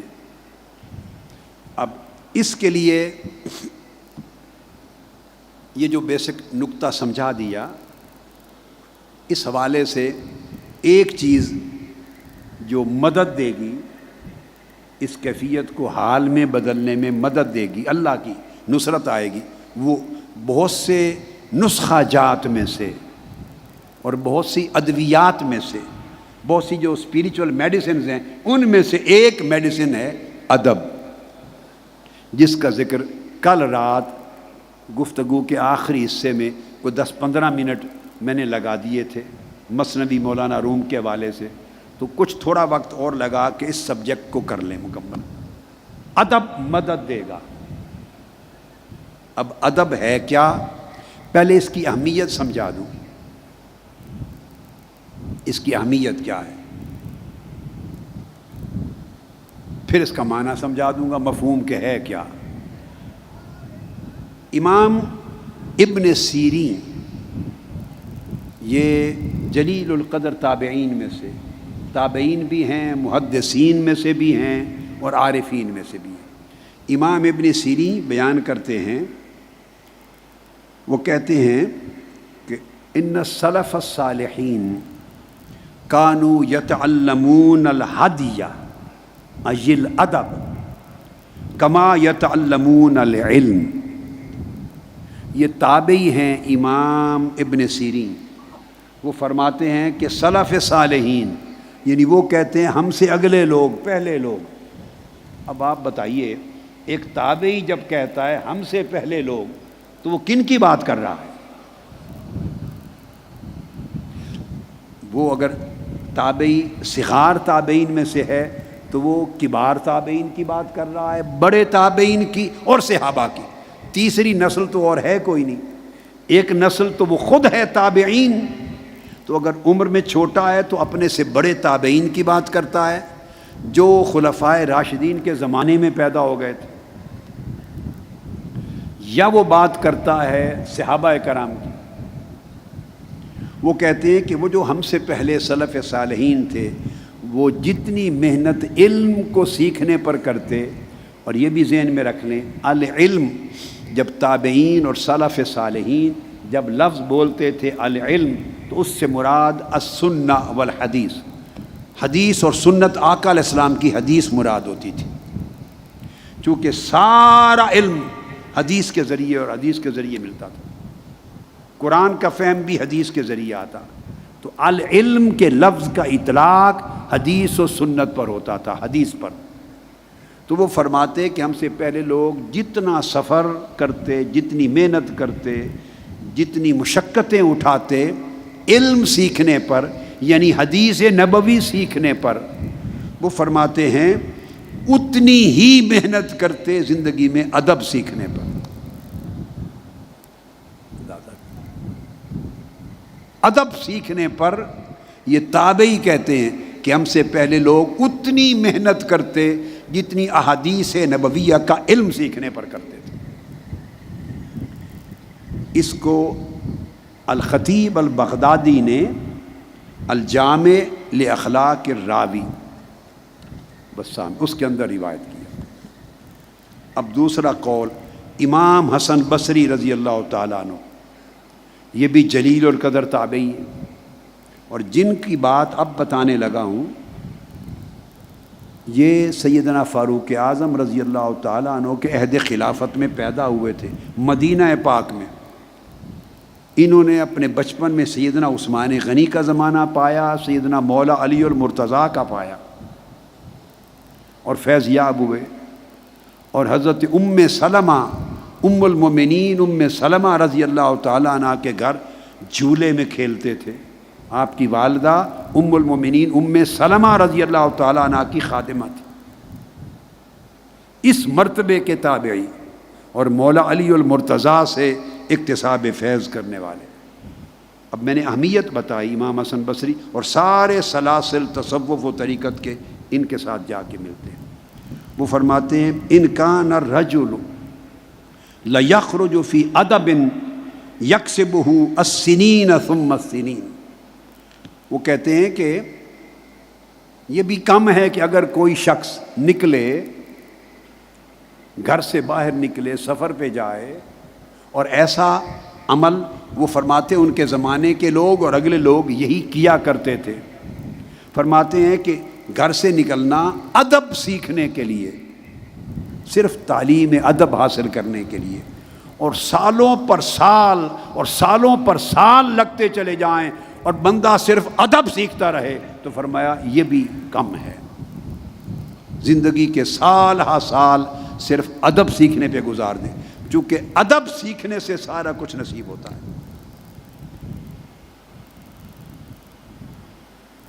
حضرت سفیان بن عیینہ بیان کرتے ہیں وہ جو ادب ہے، آقا علیہ الصلوۃ والسلام کا سارا خلق یعنی اخلاق، آقا علیہ السلام کا سارا اسوہ اور سیرت، اور آقا علیہ السلام کا شیوہ زندگی، طور طریقے، شیوہ اور حدی، اسوہ زندگی، ملنا کس طرح ہے کسی سے، کسی کو بٹھانا کس کو شفقت کتنی دینی، معاملہ کیسے کرنا، اپنے سے پرائے سے چہرہ کیسے کھلتا رکھنا، یہ سارا جو معاملات کا حسن ہے آقا علیہ السلام کی سیرت طیبہ کا، فرماتے ہیں اگر اس کے مطابق طبیعت موافق ہو جائے یہ حق ہے، یہی سب سے بڑا ترازو ہے، اور اسی کو ادب کہتے ہیں۔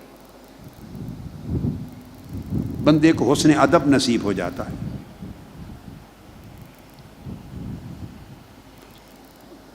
سلف صالحین یہ بھی کہا کرتے، اور ان میں سے کئی اپنے بیٹوں کو تعلیم دیتے، بیٹوں کو فرماتے یا بنی لأن تعلم بابا من الادب احب الی من ان تتعلم 70 بابا من العلم۔ بڑے بڑے اکابر صالحین، سلف صالحین اپنے بیٹوں کو، اولاد کو تعلیم کرتے کہ میرے بیٹے ادب کا ایک باب سیکھ لینا، ایک چیپٹر ادب کا ایک باب سیکھ لینا علم کے 70 ابواب پڑھ لینے سے زیادہ محبوب ہے مجھے۔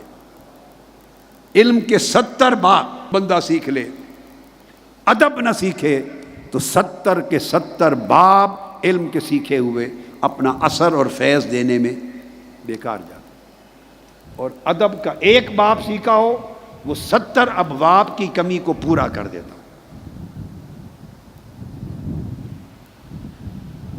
پھر امام مخلد بن الحسین، یہ سلف صالحین کی باتیں بتا رہا ہوں، وہ پہلی جو قرون مبارکہ، فرماتے ہیں انہوں نے حضرت عبداللہ بن مبارک سے کہا، حضرت عبداللہ بن مبارک سے فرمایا نحن الی کثیر من الادب احوج منا الی کثیر من الحدیث۔ وہ کہتے ہیں کہ ہم جتنا محتاج ہیں نا حدیث سیکھنے کے، حدیث نبوی اور آقا علیہ السلام کی سنت اور حدیث کا علم سیکھنے کے جتنا محتاج ہیں، اس سے بہت زیادہ محتاج ہیں ادب سیکھنے کا۔ اس کو سیکھ کر علم ملتا ہے، ادب کو سیکھ کر پورے دین کا خلاصہ آ جاتا ہے زندگی میں۔ امام شافعی سے کسی نے پوچھا، سیدنا امام شافعی رضی اللہ تعالیٰ عنہ، فرمایا کیف شہوتک للادب۔ امام شافعی سے پوچھا آپ کی طلب اور خواہش اور تڑپ ادب کے لیے کیسی ہے؟ آپ ادب کو حاصل کرنے میں کتنی طلب اور تڑپ رکھتے ہیں اور خواہش رکھتے ہیں؟ آپ نے فرمایا میں اتنی طلب اور تڑپ رکھتا ہوں ادب سیکھنے کی کہ میں اگر ایک حرف مجھے کوئی ادب سکھا دے، تعلیم کرے، نصیحت کرے، اور ایک حرف بھی نصیحت کا ادب سکھانے کا ہو، تو میری آرزو ہے سر سے پاؤں تک میرا ایک ایک انگ اور ایک ایک عضو کان بن جائے، میں ہر عضو سے وہ حرف ادب سیکھوں، جسم کا ہر انگ کان بن جائے اور ہر انگ کے ذریعے میں ادب کو سنوں اور سیکھوں۔ کہتے ہیں اتنی لذت، اتنا شوق، اتنی طلب اور اتنی تڑپ ہے میرے اندر ادب کو سیکھنے پڑھنے کی۔ اور پھر انہوں نے اس سے آگے سوال کیا وَكَيْفَ طَلَبُكَ لَهُ، آپ کی پھر اس کو حاصل کرنے کی طلب کا عالم کیا ہے؟ آپ اس کی طلب کو کس طرح محسوس کرتے ہیں اپنے اندر؟ فرمایا اس طرح محسوس کرتا ہوں جیسے ایک ماں کا ایک ہی بیٹا ہو اور کوئی اولاد نہ ہو، اور وہ گم ہو جائے، طویل زمانہ گم رہے، اور وہ تڑپ تڑپ کے گویا مر رہی ہو، تڑپ تڑپ کے مرتے مرتے مدت کے بعد وہ گم شدہ بیٹا مل جائے، تو آپ اس کی کیفیت دیکھیں، ماں کو اس بیٹے کے ملنے پر کیا خوشی کی کیفیت ہوگی۔ کہتے ہیں ادب کا جب سبق ملتا ہے تو میرے من کی لذت و سرور کا عالم یہ ہوتا ہے۔ یہ کوئی چھوٹے آدمی کی بات نہیں بتا رہا، امام شافعی رضی اللہ تعالیٰ عنہ کی بات۔ یہ امام شافعی ہیں، اور اب امام مالک کا سن لیں، یا امام مالک کے ایک شاگرد ہیں امام عبد الرحمن بن القاسم۔ امام عبد الرحمن بن قاسم اپنی وفات سے قبل فرمانے لگے صحبت الامام مالکا 20 سنہ، میں امام مالک رضی اللہ تعالیٰ عنہ کی صحبت میں 20 سال تک رہا، 20 سال ان کی صحبت میں طالب علم بن کے رہا، 20 سال۔ فکان منہا 18 سنة فی تعلیم الادب، 20 سالوں میں سے 18 سال امام مالک نے مجھے صرف ادب سکھایا، 18 سال تک صرف ادب کی تعلیم دی، اور آخری 2 سال وسنتان فی تعلیم العلم، آخری 2 سال مجھے حدیث اور سنت کی تعلیم دی، آخری 2 سال علم پڑھایا۔ میں نے آپ کو پہلے بتا دیا اوائل قرون ثلاثہ میں، اوائل زمانوں میں العلم جب بولتے تھے تو اس سے مراد حدیث کا علم ہوتا تھا، کتب حدیث۔ فرمایا آخری 2 سال علم پڑھایا، 18 سال ادب۔ وہ کہتے ہیں فلیتنی جعلت العشرین کلہا ادبا، اب آج مجھے پچھتاوا لگتا ہے کاش وہ آخری 2 سال بھی ادب پڑھنے پہ لگا دیتا، ادب سیکھنے پہ لگا دیتا۔ 20 سال کے 20 سال تحصیل ادب پہ لگ گئے ہوتے۔ یہ امام مالک کے شاگرد عبد الرحمن بن القاسم فرماتے ہیں امام مالک کا طریق۔ پھر امام ابو علی الدقاق وہ بیان فرماتے ہیں، وہ فرماتے ہیں یصل العبد بعبادتہ الی الجنہ ولا یصل الی حضرت ربہ الا بالادب۔ آپ فرماتے ہیں کہ بندہ عبادت کر کر کے جنت تک پہنچتا ہے، اس سے آگے نہیں، مگر ادب اسے حضرت الوہیت کی بارگاہ میں پہنچاتا ہے، ادب اسے اللہ کی بارگاہ میں پہنچا دیتا ہے۔ عبادت جنت تک پہنچاتی ہے، ادب اللہ تک پہنچاتا ہے۔ پھر حضرت عبداللہ بن الجلا بیان فرماتے ہیں، عبداللہ بن الجلا فرماتے من لا ادب لہ فلا شریعت لہ ولا ایمان ولا توحید اے کاملا۔ فرمایا جس شخص نے ادب حاصل نہیں کیا اس کے پاس شریعت بھی نہیں ہے، ایمان بھی نہیں ہے، اور توحید کامل بھی نہیں ہے، وہ ہر شے سے محروم ہے۔ سب کچھ پڑھا، ادب نہ سیکھا، اور ادب کو زندگی میں استعمال نہ کیا، ہر شے کا اثر چلا گیا، فیض چلا گیا۔ امام شافعی فرماتے ہیں کہ مجھے ایک روز امام مالک رضی اللہ تعالیٰ عنہ نے یہ نصیحت فرمائی. امام مالک نے مجھے فرمایا اے محمد یا محمد، قال علی الامام مالک یا محمد اجعل علمک ملحن و ادبک دقیقا، علم اور ادب کو اس طرح جوڑو کہ ادب آٹے کی طرح ہو اور علم اس میں نمک جتنا ہو، پھر علم نافع بن جائے گا. آٹا گوندتے ہیں نا آپ، اس میں نمک کتنا ڈالتے ہیں؟ بولیے. آٹے کی ایک پوری پرات ہو، اس میں اتنا نمک ڈالتے ہیں. فرمایا علم کو نمک کی طرح کر اور ادب کو آٹے کی طرح کر. یہی بات حضور داتا گنج بخش علی حجویری رضی اللہ تعالیٰ عنہ نے فرمائی کشف المحجوب میں. انہوں نے بھی فرمایا کہ اے بندے، نصیحت کی، علم کو نمک کی طرح کر اور ادب کو آٹے کی طرح رکھ. ادب آٹے کی طرح ایک پرات کے برابر ادب ہو تو اس میں ایک نمک جتنا علم ہوگا تو تب علم نافع بن جائے گا، اور ادب کم ہوگا، علم جتنا زیادہ ہو وہ نافع نہیں بنتا، وہ معلومات کی بھرمار ہے، معلومات کا بوجھ ہے. حضرت ابو بکر شبلی فرماتے کہ اہل اللہ کی علامت یہ ہے، اہل اللہ کی، کہ وہ ان کا کوئی لمحہ بھی ادب سے خالی نہیں گزرتا. حضرت ذوالنون مصری رضی اللہ تعالیٰ عنہ نے فرمایا من ترخص الادب رجع من حیث جاء. حضرت ذوالنون مصری نے کہا جس شخص نے ادب کے معاملے میں رخصت لے لی، یعنی رخصت پر عمل کیا، ڈھیلا ہو گیا، ریلیکس ہو گیا ادب میں، ادب کو ہلکا سمجھا، ادب کو ہلکا سمجھا، وہ جہاں سے آیا ہے پلٹ جائے، کچھ نہیں ملے گا اس کو. جہاں سے آیا فرمایا چلا جائے، پلٹ جائے، اسے کچھ نہیں ملے گا. ادب انسان کو آگے بڑھاتا ہے، اللہ کی قربت کی طرف لے جاتا ہے، ہر عمل کو مقبول کرتا ہے، اس عمل کی جو جوہریت ہے، جوہریت اس کو اعلیٰ کرتا ہے، چمکاتا ہے، اس کی خالصیت کو چمکاتا ہے، اور علم کو اور عمل کو دونوں کو نافع بناتا ہے. یہ میں نے چاہا کہ چند کلمات بڑی ہستیوں کے آپ سن لیں کہ ادب کی اہمیت پر وہ کیا کہتے ہیں. اب ادب ہے کیا، تھوڑا سا اس کا ذکر کر لیتے ہیں. اب ذہن میں رکھ لیں، ادب کو اولیاء نے اور صوفیاء نے اور عرفاء نے ایک مختصر سی تعریف کر دی ہے بڑی جامع.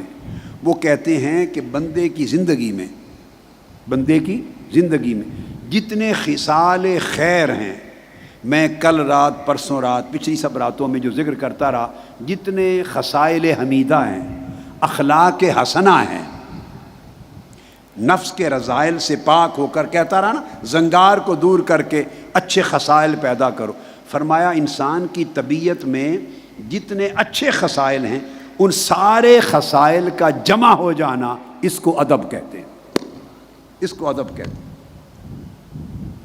اب اللہ کے ساتھ بھی ادب ہے. ہم ادب کا ایک معنی جانتے ہیں عام طور پر کہ بزرگوں کے ساتھ، اولیاء کے ساتھ، آقا علیہ الصلوۃ والسلام کی ذات اقدس کے ساتھ، صحابہ کرام کے ساتھ، اہل بیت اطہار کے ساتھ، صالحین اور اولیاء و عارفین کے ساتھ، پھر مشائخ کے ساتھ، پھر والدین کے ساتھ، اساتذہ کے ساتھ، بڑوں کے ساتھ ادب سے پیش آنا. ہم نے ادب کا صرف اتنا معنی فکس کر رکھا ہے. ایسا ہے نا جی؟ ذہن میں رکھ لیں، یہ ادب کا ایک باب ہے.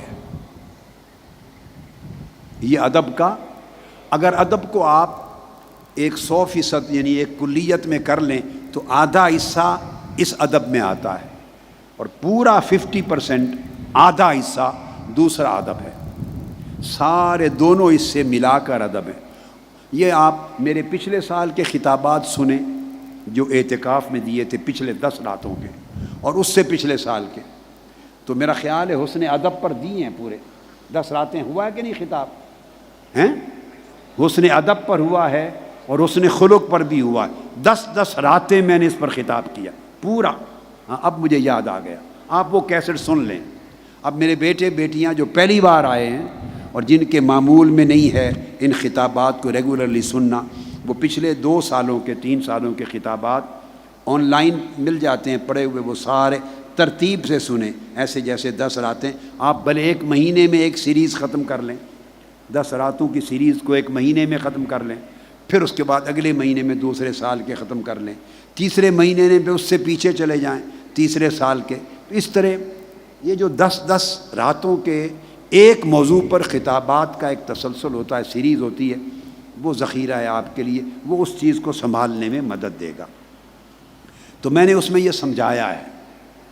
تو اللہ کے ساتھ ادب ہے، اللہ کے رسول کے ساتھ ادب ہے، صحابہ و اہل بیت اطہار کے ساتھ ادب ہے، صحابہ کرام کے ساتھ، تابعین سلف صالحین کے ساتھ، اولیاء کاملین کے ساتھ، بزرگان دین کے ساتھ، والدین کے ساتھ، مشائخ کے ساتھ، بڑوں کے ساتھ ادب. یہ ادب سمجھ لیں پورا دین ہے. اسی طرح پھر دوستوں کے ساتھ، اعزاء اقارب کے ساتھ برتاؤ، بہن بھائیوں کے ساتھ برتاؤ، والدین سے گھر میں شروع ہو جاتا ہے. والدین کے ساتھ برتاؤ، یہ حسن ادب ہے.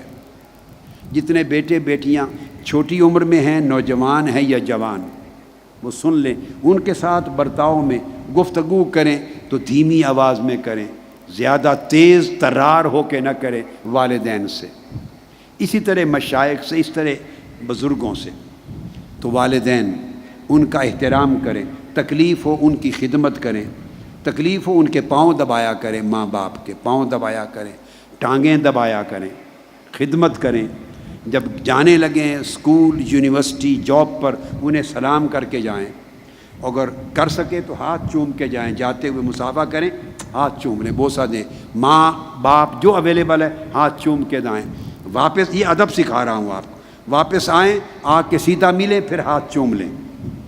عرب میں آج بھی لوگ جوان یہ کرتے ہیں، عرب دنیا میں آج بھی یہ کرتے ہیں، ان کے کلچر بن گیا ہے. تو ہاتھ چوم کے جائیں ماں باپ کے، تکلیف ہو تو ان کی خدمت کریں، سعادت سمجھیں، بخشش ملے گی. اونچی آواز سے نہ بولیں، اگر ان کی بات سے اختلاف ہو تو جھگڑا نہ کریں، خاموش ہو جائیں. ایک بات سمجھ لیں، ان کی اس بات کو ماننا واجب ہے جو شریعت کے خلاف نہ ہو، کسی کی حق تلفی نہ ہو، اللہ رسول کے حکم کی مخالفت میں نہ ہو، مانیں. اگر ان کی بات اللہ رسول کے حکم کی مخالفت میں ہے، شریعت کچھ اور کہتی ہے، ماں کچھ اور کہہ رہی ہے، دین نے جو حقوق دیے ہیں وہ کچھ اور تقاضا کرتا ہے دین، ماں کی خواہش باپ کی خواہش کچھ اور ہے، تب بھی جھگڑا نہ کریں، خاموش رہیں. ایسے ٹکراؤ میں عمل شریعت پہ کریں. عمل حکم اللہ اور اللہ کے رسول کا حکم والدین سے اونچا ہے، مشائخ سے اونچا ہے، ہر ایک سے بلند ہے اللہ اور اس کے رسول کا حکم.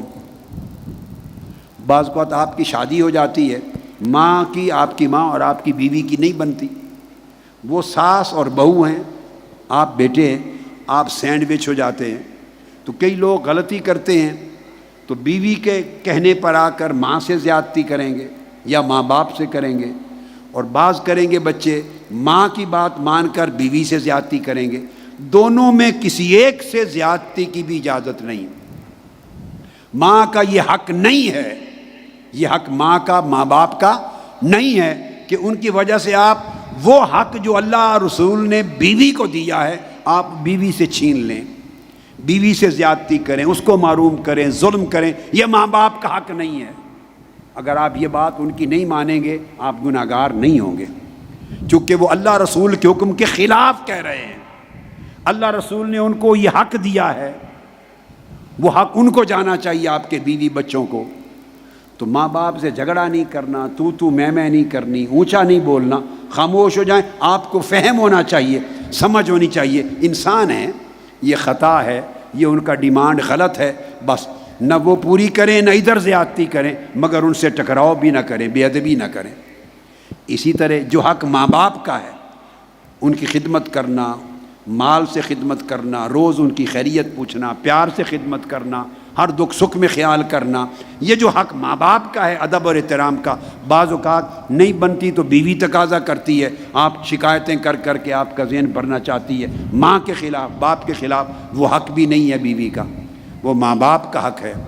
تو بیوی کے کہے پر ایسا کوئی کام نہ زبان سے بول سکتے ہیں نہ کر سکتے ہیں جو ماں باپ کے حقوق کے خلاف ہو، جیسے کہ ماں باپ کے کہے بیوی کے حق کے خلاف جو شریعت نے حق رکھا ہے آپ نہیں کر سکتے، تو بیوی کے کہنے سے والدین کے خلاف نہیں کر سکتے۔ ہر ایک کے حق کو اپنی جگہ قائم رکھنا اور حد کو نہ توڑنے دینا، نہ توڑنا نہ توڑنے دینا، ایک دوسرے پر ظلم اور تعدی نہ ہو۔ یہ امتحان ہے ان کا جو جوائنٹ فیملی میں رہتے ہیں، شادیاں ہو جاتی ہیں، وہ ایک اس آزمائش سے گزرتے ہیں۔ میں نے آپ کو وے آؤٹ بتایا، سمجھ آ گئی کہ نہیں؟ جو شادی شدہ ہے ہاتھ اٹھائیں۔ ہاں، نہ ادھر زیادتی ہو حق تلفی ہو اور نہ ادھر زیادتی اور حق تلفی ہو، وہاں اللہ رسول کے حکم کو سامنے رکھنا ہوتا ہے۔ اب پلٹ کے پھر آ جاتے ہیں، تو ماں باپ کی ادب کریں، عزت کریں، تکریم کریں۔ وہ پڑھے لکھے نہیں ہیں تو کیا ہوا؟ ان کو جاہل سمجھ کے، گوار سمجھ کے نہ جھڑکو، اف اور تو میں نہ کرو، کوئی بات نہیں۔ ادب علم کی وجہ سے نہیں ہو رہا، ادب ماں باپ ہونے کی وجہ سے ہو رہا ہے۔ آپ ڈاکٹر بن گئے، انجینئر بن گئے، وہ محنت مزدوری کرنے والے ہیں چھوٹے، تو وہ ادب آپ کے اس منصب کی وجہ سے نہیں ہو رہا، ادب ان کے ماں باپ ہونے کے حق کی وجہ سے۔ آپ کے اساتذہ پڑھایا، آپ پی ایچ ڈی کر گئے، دنیا میں بڑے لائق ہو گئے، وہ پرائمری اسکول کے استاد تھے، اسکول لائف کے استاد تھے، تو وہ اس نے 2 حرف بھی پڑھائے، وہ آپ کا استاد ہے، اس کا ادب سے ملیں۔ مجلس میں جس سے سبق سیکھ لیں استاد ہے، ادب سے احترام سے ملیں۔ جس سے حرف نصیحت سن لیں آپ کا استاد ہے، اس سے ادب اور احترام سے ملیں۔ پھر ہر جو بڑا ہے عمر میں اس سے ادب اور احترام سے ملیں۔ تو یہ ادب ہے۔ اسی طرح چھوٹے کا بھی ادب ہے۔ میں نے کیا کہا؟ بولیے۔ چھوٹے کا بھی ادب ہے۔ آپ پوچھیں گے جی چھوٹے کا ادب کیسے؟ اب اس تنگ معنی سے باہر نکل آئے نا۔ ادب صرف تعظیم کے معنی میں نہیں ہے۔ تو چھوٹے کا ادب کیا ہے؟ چھوٹے کا حق ہے کہ اس پہ شفقت ہو، چھوٹے کو شفقت دی جائے۔ چھوٹے کے لیے ادب کیا ہے؟ اس پہ شفقت کرنا، یہ بھی حسن ادب کا حصہ ہے۔ اس کو پیار دینا، اس کے اندر عزت نفس پیدا کرنا، اس کے دل کو نہ توڑنا، مگر نصیحت ہو تو حکمت کے ساتھ اسے سمجھانا، جھڑکنا دبانا نہیں کہ وہ ڈر جائے، دب جائے۔ حکمت کے ساتھ سمجھانا، پیار دینا، شفقت دینا، محبت دینا، یہ حسن ادب ہے۔ تو یہ اس کا حق۔ ہر حقدار کا حق خوبصورت طریقے سے ادا کرنا، اس کو ادب کہتے ہیں۔ کیا کہا میں نے؟ بولیے ایک جملہ۔ ہر حقدار کا جو حق ہے، اب جانوروں کا بھی حق ہے۔ کیا آپ کو یاد ہے مولانا روم کا جو تذکرہ میں نے شاید دوسری رات یا تیسری رات جب کیا تھا، تو میں نے 2 واقعات سنائے تھے نا، کہ گزر رہے تھے مولانا روم ایک گلی سے، ان کے مریدین اور تلامذہ ساتھ تھے، تو کتا سویا ہوا تھا۔ گلی تنگ تھی، گزرنے کی جگہ نہیں تھی، تو کتا سویا ہوا تھا، رات کا وقت تھا، تو مولانا روم رک گئے۔ مریدوں اور شاگردوں نے چاہا کہ کتے کو تھوڑا ماریں اور اٹھا دیں۔ آپ نے کہا نہیں، اس کو نیند آئی ہے، ہماری وجہ سے اس کو بے آرام کیوں کرتے؟ وہ بھی اللہ کی مخلوق ہے، اس کو اللہ نے پیدا کیا ہے۔ اور کتوں میں ایسے کتے بھی ہیں پھر آپ کا پہرا دیتے ہیں، آپ سے وفاداری کرتے ہیں، تو کتے کا بھی حق ہے، تو اس کا حق بھی اسے دینا۔ اور یہ بھی آپ کو یاد ہے، کہا تھا وہ ایک کھانا بن کے میٹھا آیا تو کھا لیا کتے نے، شاگرد جلال میں آ گئے، کہیں نہیں بھوکا ہوگا، اس کا حق تھا، اس نے کھا لیا۔ تو حیوانوں کا بھی حق، پرندوں کو بھی دینا، خیال کرنا، ان کو مارنا نہیں پاؤں کے نیچے، کسی کو اذیت نہ دیں، کسی کو دکھ نہ دیں، کسی کو تکلیف نہ دیں، کسی کا دل نہ توڑیں، الا یہ کہ حرام کام ہو، ناجائز ہو، اس میں دل رکھنا توڑنا نہیں ہے۔ دل نہ توڑیں، کسی کو جھڑکے نہیں، کسی کی عزت نفس مجروح نہ ہو، وہ اپنے آپ کو آپ کے عمل سے حقیر نہ سمجھے، نہ آپ حقیر جانیں، ہر ایک کی عزت کا خیال کرنا یہ ادب ہے، ہر ایک کا لحاظ کرنا ادب ہے، ہر ایک کو اس کا حق دینا ادب ہے، ہر ایک سے مسکراتے ہوئے چہرے سے ملنا یہ ادب ہے۔ یہ معنی سمجھ میں آیا؟ تو یہ سارے جو خصائل ہیں، خوبصورت خصلتیں جن کے ساتھ بندہ اللہ کے ساتھ اپنی بندگی کا تعلق نبھاتا ہے، رسول پاک صلی اللہ علیہ وسلم کے ساتھ اپنی غلامی اور امتی ہونے کا تعلق نبھاتا ہے، اکابر کے ساتھ چھوٹا ہونے کا تعلق نبھاتا ہے، بڑوں کے ساتھ چھوٹا ہونے کا تعلق نبھاتا ہے، اللہ کی ہر مخلوق کے ساتھ ایک مخلوق ہونے کے ناطے تعلق نبھاتا اور ان کا حق ادا کرتا ہے، ہر شخص کے ساتھ اور ہر فرد کے ساتھ اور ہر مخلوق کے ساتھ اس کا حق ادا کرنا اور اس کے ساتھ معاملہ خوبصورت طریقے سے کرنا، خوبصورت طریقے سے معاملہ کرنا، اس کو ادب کہتے ہیں۔ یہ بات آپ سمجھ گئے؟ اب ادب کی باریکیاں ہیں، ادب کی باریکیاں ہیں۔ حضور سیدنا غوث العظم رضی اللہ تعالی عنہ، یہ قلائد الجواہر سے دے رہا ہوں، آپ نے جو لوگ اللہ والے ہیں ان کے ادب کیا ہیں؟ یہ ادب آ جائے تو اسی ادب سے بندہ فقیر بنتا ہے، اسی ادب سے بندہ سالک بنتا ہے، اسی ادب سے بندہ صوفی بنتا ہے، اسی ادب سے بندہ عاشق بنتا ہے، اسی ادب سے بندہ عارف بنتا ہے، اسی ادب سے بندہ اللہ کا محبوب بنتا ہے، اسی ادب سے بندہ اللہ کا مقرب بنتا ہے۔ ادب سارے دروازے کھول دیتا ہے۔ آپ نے فرمایا کہ اللہ والے کے ادب میں سے فقیر اور سالک، جو اللہ کا فقیر، اللہ کا بندہ، اللہ کا سالک، راہ حق کا جو طالب ہے، طالب، اس کا ادب یہ ہے کہ ہمیشہ حق کا طالب رہے۔ اب یہ ادب سکھا رہا ہوں، ہمیشہ بندہ حق کا طلبگار رہے اور سچ بولنا اور سچائی پر عمل کرنا یہ اس کی زندگی کا شیوا رہے، یہ اس کا حسن ادب ہے۔ سچ بولنا اور سچائی پہ عمل کرنا، سچائی کو اپنی زندگی کا اوڑھنا بچھونا بنانا، یہ ہے۔ اور پھر فرمایا کہ بندہ اپنا سینہ کھلا رکھے، یہ فقیر اور اللہ والے کا ادب ہے۔ سینے میں تنگی نہ آنے دے، کیا؟ سینے میں تنگی نہ آنے دے، سینہ وسیع رکھے، اپنے نفس کو سب سے ذلیل اور کمتر جانے، خود بخود ادب آئے گا۔ نفس کو ہر ایک سے کمتر ذلیل جانے، دوسرے کو اپنے سے بہتر جانے، ادب کبھی نہیں جائے گا چھوڑ کر آپ کو۔ ایک ہی گر پکڑ لیں، ہر دوسرے شخص کو خود سے بہتر سمجھیں،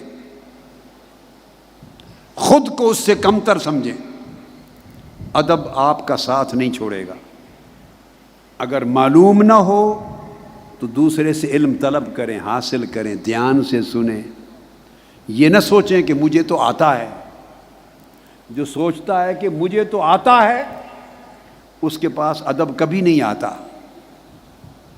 سوچیں، سنیں، اور اگر کوئی غافل ہے یا نہیں جانتا تو اس کو بڑی حکمت اور تہذیب کے ساتھ نصیحت کرے، اس کو علم دکھا دے۔ کوئی آپ کو تکلیف اور اذیت پہنچائے تو جواباً اس کو اذیت نہ پہنچائیں، یہ ذاتی اذیت کی بات ہے، ذاتی۔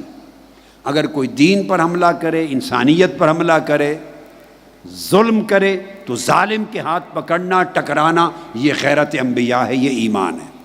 وہ موضوع الگ ہے، وہ موضوع وہ ایک الگ ہے۔ یہ ذاتی سطح پہ کوئی آپ سے زیادتی کر دے، جھڑکے، برے آداب کے ساتھ آپ کو بلا لے، آپ کی حق تلفی کر لے، ذاتی طور پہ آپ کا لحاظ نہ کرے، آپ کی بے عزتی ہو جائے تو اس کو اذیت جواب میں نہ دے۔ پھر فرمایا کہ جو اللہ کی راہ پہ چلنے والا، اس کا ادب یہ ہے کہ کثرت سے دیتا ہے اور لیتا نہیں ہے، کثرت سے دینے والا بنے، لینے والا نہ بنے، محرمات سے بچے اور شبہات مشتبہات سے کنارہ کش رہے، غریب کا مددگار رہے، یتیم کا معاون اور سہارا رہے۔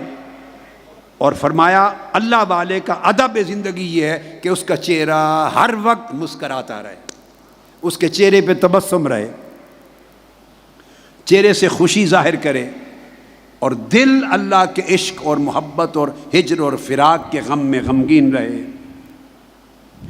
اگر فقر کی حالت میں بھی اللہ نے رکھا ہے تو راضی رہے۔ کوئی راز کسی کا اس بندے کے پاس ہو تو کسی کا راز پوری عمر افشا نہ کرے، راز افشا نہ کرے، پردہ پوش بن کے رہنا یہ ادب ہے۔ ہر ایک کے عیب پر پردہ ڈالنا، ہر ایک کے نقص پر پردہ ڈالنا، لوگوں کے راز پہ پردہ ڈالنا، یہ ادب ہے زندگی کا۔ اور پھر کسی کی ہتک نہ کرنا، کسی کی عزت کم نہ کرنا، اور کسی کی عزت کا پردہ بنا ہوا ہے جھوٹا ہی وہ بھی نہ اتارنا، جیسا بھرم ہے اس کے بھرم کو قائم رکھنے پہ خوش ہونا، یہ ادب ہے۔ ہر وقت اچھے اخلاق کے ساتھ رہے، صبر اور شکر کے ساتھ رہے۔ کوئی آپ کے ساتھ جہالت سے، اکھڑ پن سے پیش آئے تو آپ اس کے ساتھ حلم اور بردباری سے، نرمی سے پیش آئیں، یہ ادب ہے۔ کوئی اذیت دے صبر کریں، یہ ادب ہے۔ فرمایا اسی طرح کسی سے بغض نہ رکھے، یہ دل کا ادب ہے۔ بڑوں کی تعظیم کرے، یہ ادب ہے۔ چھوٹوں پر شفقت اور محبت کرے، یہ ادب ہے۔ کوئی بھی امانت ہو آپ کے پاس، بیٹے میں پورا شیوہ زندگی دے رہا ہوں آپ کو، یہ ادب ہے۔ یہ پوری زندگی کا ایک سبق ہے، حضور سیدنا غوث الاعظم رضی اللہ تعالیٰ عنہ نے ایک مجلس میں پڑھایا، قلائد الجواہر سے وہ سنا رہا ہوں آپ کو۔ تو اولیاء صوفیاء تو ایسی تعلیم دیتے تھے، چھو منتر یہ ان کا تصوف نہیں تھا، چھو منتر تصوف، چھو منتری تصوف نہیں تھا، یہ ہندوؤں سے آیا ہے، یہ چھو منتری تصوف۔ آپ چھو منتری میں سمجھ گئے نا، جو لوگ بڑے کرتب دکھا اور جلال دکھا اور ایسے لوگوں کے اوپر بڑا کچھ روب دبدبا بنا اور ظاہرداری دکھا، یہ سارا چھو منتری ہندوؤں کا سارا تصور ہے جو انڈیا میں جنم لیا ہے، جس نے یہ مدینہ سے نہیں آیا، نہ یہ بغداد سے آیا۔ آپ میری بات کو سمجھ گئے؟ یہ تعلیم ہے تصوف، یہ ادب ہے۔ فرمایا آپ کو کوئی امانت ملے کبھی خیانت نہ کریں، یہ آپ کا ادب ہے ایمان کا۔ کسی کو برا نہ کہیں، یہ ادب ہے۔ کسی کی چغلی اور غیبت نہ کریں، وہ ہوتا ہے پشت پیچھے کسی کی برائی کرنا، بھلے وہ برا ہی ہو مگر اس کی برائی نہ کریں۔ اس کا برا ہونا اور بات ہے، آپ کا اس کی برائی کرنا اور بات ہے، یہ نہ کریں۔ فرمایا یہ اللہ والے کا ادب ہے، سالک اور فقیر کا ادب ہے۔ فرمایا اس طرح اللہ کی عبادت کی رغبت رکھے، نماز روزہ اور عبادات اور طاعات میں، غریبوں کو، کمزوروں کو، مسکینوں کو اپنی مجلس میں زیادہ جگہ دے، یہ ادب ہے۔ یہ غریبوں کا حق ہے، یہ ادب ہے، زیادہ جگہ دے، مسکینوں کو کھانا کھلائے، یہ حسن ادب ہے، ہمسایوں کو راحت پہنچائے، اللہ کا بندہ، یہ ادب ہے۔ اپنی جانب سے کوئی تکلیف نہ دے، کسی کو گالی نہ دے، کسی کی غیبت نہ کرے، کسی پر عیب اور تہمت نہ لگائے، کسی کی مذمت نہ کرے، کسی کی چغلی نہ کرے، اور ایسی حرکات و سکنات نہ کریں جس سے دوسروں کی ہتک اور عزت کی میں کمی آئے۔ آپ نے فرمایا اللہ والے کا یہ ادب ہوتا ہے، یہ اس کا شیوہ زندگی ہوتا ہے۔ پھر جس کو یہ ادب نصیب ہو جائے، اللہ پاک اس کے دل کے اندر حکمت اور معرفت کا چشمہ کھول دیتا ہے، پھر اس کا کلام عجیب ہوتا ہے، اس کی زبان اللہ کے رازوں کا خزانہ ہوتی ہے، اس کا قول، اس میں وزن، توازن، اعتدال، تاثیر ہوتی ہے، اور اس کا فکر ما کانا و ما یکون کی حدوں میں ہر طرف زمین سے لے کے آسمان اور عرش تک اس کا فکر کام کرتا ہے۔ یعنی یہ وہ ادب ہے جو صوفیاء اور اولیاء ہمیشہ سکھاتے تھے. ادب کے درجات ہیں. اس ادب میں یہ بھی اولیاء کرام نے کہا. حضرت سہل بن عبداللہ تستری فرماتے ہیں کہ جس شخص نے محنت کر کے اپنے نفس کو اپنی جان کو ادب نہیں سکھایا وہ جتنی عبادت کرے عمر بھر اس کی عبادت اخلاص سے خالی رہتی. اور کسی نے کسی سے سوال کیا یہ پوچھتے ہوئے کہ یہ لوگ یہ ادب کرتے ہیں، اٹھتے بیٹھتے، کسی بڑے سے شیخ سے بات کرتے، کسی سے کلام کرتے، ہر عمل میں ادب کرتے ہیں، یہ ظاہری ادب ہے؟ تو حضرت یعنی جنید بغدادی رضی اللہ تعالیٰ عنہ کا تذکرہ اور حضرت ابو حفص بغدادی کا انہوں نے فرمایا نہیں، یہ جو ظاہر کا خوبصورت ادب ہے یہ باطنی ادب کا عنوان ہوتا ہے. اس ظاہری زندگی میں طور اطوار اخلاق اور عادات میں جو ظاہری ادب کرتا ہے بندہ، اسی ادب سے ادب کے اثرات باطن پہ جاتے ہیں. یہ باطن کے ادب کے اس سے رنگ چڑھتا ہے. حضرت ابو عمران اولیاء میں سے بڑے اکابر عرفاء میں سے ہوئے. وہ فرماتے ہیں کہ میں نے اللہ کے حضور عزم کیا کہ یہ 4 خصلتیں میں اپنے اوپر لازم کر لوں گا. اخلاق کی 4 خصلتیں، اچھے اخلاق 4، جیسے ہوتا ہے عبادت ہے، سخاوت ہے، تواضع ہے، انکساری ہے، یا دوسروں کے ساتھ رفق اور نرمی ہے. یعنی انہوں نے کہا کہ 4 اخلاقی خصلتیں میں نے اپنے اوپر واجب کی. اسی رات حضرت بشر الحافی ان کے خواب میں آئے. حضرت بشر الحافی نے کہا ابو عمران تم نے 4 خصلتوں کو اپنے اوپر لازم کر لیا، میں بتانے آیا ہوں، مگر ان میں تو نے ادب کو شامل نہیں کیا. تجھے معلوم نہیں کہ ادب سے اوپر خصلت کا کوئی درجہ ہی نہیں ہے، ساری خصلتیں نیچے رہ جاتی ہیں. سب سے اکبر اور اعلیٰ اور ارفع خصلت ادب ہے.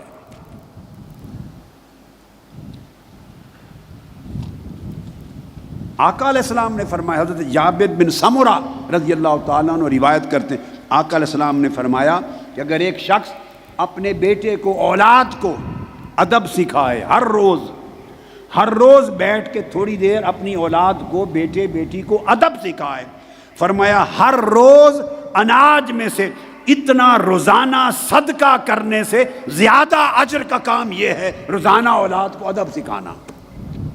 صدقہ خیرات سے زیادہ نفع دینے والا عمل ہے. اس لیے کہ جس اولاد کو ادب آ جائے گا، یہ بھی ادب میں سے ہے کہ والدین دنیا سے رخصت ہو جائیں تو ان کو نہ بھولے، وہ والدین کو پیچھے ثواب پہنچاتا رہے گا. اور ساتھی کے تعلق کا ہمیشہ خیال رکھنا، یہ بھی اسی حسن سیرت، حسن ادب میں سے ہے. آقا علیہ الصلوۃ والسلام حدیث پاک میں آتا ہے، حضرت عائشہ صدیقہ رضی اللہ تعالیٰ عنہ فرماتی ہیں ایک بوڑھی خاتون آئی آقا علیہ السلام سے ملنے. میں بیٹھی تھی تو آقا علیہ السلام نے اس کو دیکھا تو کہا میرے قریب آ جا. قریب آ کے اس کو بٹھا لیا اور بوڑھیا سے پوچھتے رہے کیا حال ہے. وہ حال بتاتی رہی. اچھا اپنے باقی گھر والوں کا کیا حال؟ آقا علیہ السلام نے پوچھا. تمہارے رشتہ داروں کا کیا حال ہے؟ بتایا. گلی کوچے والوں کا کیا حال ہے؟ تمہارے قبیلے کا کیا حال ہے؟ فلاں کا حال کیسا، فلاں کا کام کیسا. اس سے اتنی توجہ دے کر پوچھتے رہے. فرماتی ہیں حضرت ام المؤمنین عائشہ صدیقہ رضی اللہ تعالیٰ عنہ، حتیٰ کہ مجھے خیال گزرا جب وہ چلی گئی، میں نے عرض کیا یا رسول اللہ آپ نے سب سے توجہ ہٹا دی اور ساری توجہ شفقت اس ایک بڑھیا کی طرف کر دی. اتنی شفقت اور توجہ، اس کی وجہ کیا ہے؟ آپ نے فرمایا یہ خدیجہ کی سہیلی تھی. ہائے ہائے ہائے، یہ خدیجہ کی سہیلی تھی اور اس کے زمانے اس سے ملنے ہمارے گھر آیا کرتی تھی. تو فرمایا کہ اپنی پرانی سنگتوں کے حیا کو قائم رکھنا یہ بھی حسن ایمان ہے، یہ ادب ہے زندگی کا. پھر حدیث پاک میں آتا ہے جب کبھی بکرا ذبح کرتے، صدقہ کرتے، عام خیرات کرتے تو گوشت لے کر آپ خدام کو دیتے اور کہتے فلاں فلاں فلاں خاتون کے گھر جا کے دے آؤ. پرانی عورتوں کے نام بتاتے، فرماتے فلاں فلاں کے گھر جا کے گوشت دے آؤ. میں نے پوچھا یا رسول اللہ آپ اتنا خیال فرماتے اور ان کے گھروں میں گوشت بیچتے ہیں، یہ کون لوگ ہیں؟ فرمایا یہ ساری خدیجہ کی سہیلیاں تھیں. خدیجہ کی سہیلیاں تھیں. تو جب زمانہ گزر جائے تو ایمان اور ادب کے حسن کا تقاضا یہ ہے کہ ان کی پرانی والدین کی پرانی سنگتوں کا بھی خیال کرنا. اولاد کو ادب سکھائیں گے تو ادب آپ کی قبر میں بھی کام آئے گا. اس لیے ارشاد فرماتے ہیں اولیاء کرام کہ جس نے اللہ پاک سے اپنا تعلق ادب پر استوار کر لیا اور پوری زندگی کو حسن ادب کے ساتھ سنوار لیا، فرمایا اللہ پاک اسے مفاتیح الخیر عطا کر دیتا، خیر کی کنجیاں دے دیتا ہے اس کو. اللہ اسے خیر کی کنجیاں عطا کر دیتا ہے. میں نے آپ کو بتایا تھا کہ اللہ پاک اسے اس کے اندر خیر کا چشمہ پیدا کر دیتا ہے، وہ منبع فیض بن جاتا ہے ادب سے. حضرت خضر علیہ السلام ایک اولیاء میں سے کسی ایک کو ملے، حضرت خضر علیہ السلام. انہوں نے کہا کہ مجھے کوئی دعا سکھا دیں، کوئی اپنی خاص دعا مجھے سکھا دیں. انہوں نے حضرت خضر علیہ السلام نے یہ دعا سکھائی، وقال اللہم الہمنی حسن الادب فی معاملاتک، اے اللہ مجھے حسن ادب سکھا دے وہ سارے معاملات میں جو تیرے ساتھ مجھے پیش آتے. تو خضر علیہ السلام نے کہا کہ دعا میں بھی اللہ سے حسن ادب کہ اللہ تمہیں سکھا دے، اس کی دعا مانگو. اب حسن ادب کی ایک لطیف مثال دیتا ہوں آپ کو قرآن مجید سے. کتنا فرق ہے جس نے ادب سیکھ لیا ہو اس کی زبان میں اور جس نے ادب نہ سیکھا ہو، سارا علم ہو اس کے پاس، اس زبان میں. دو زبانوں میں کتنا فرق آ جاتا ہے.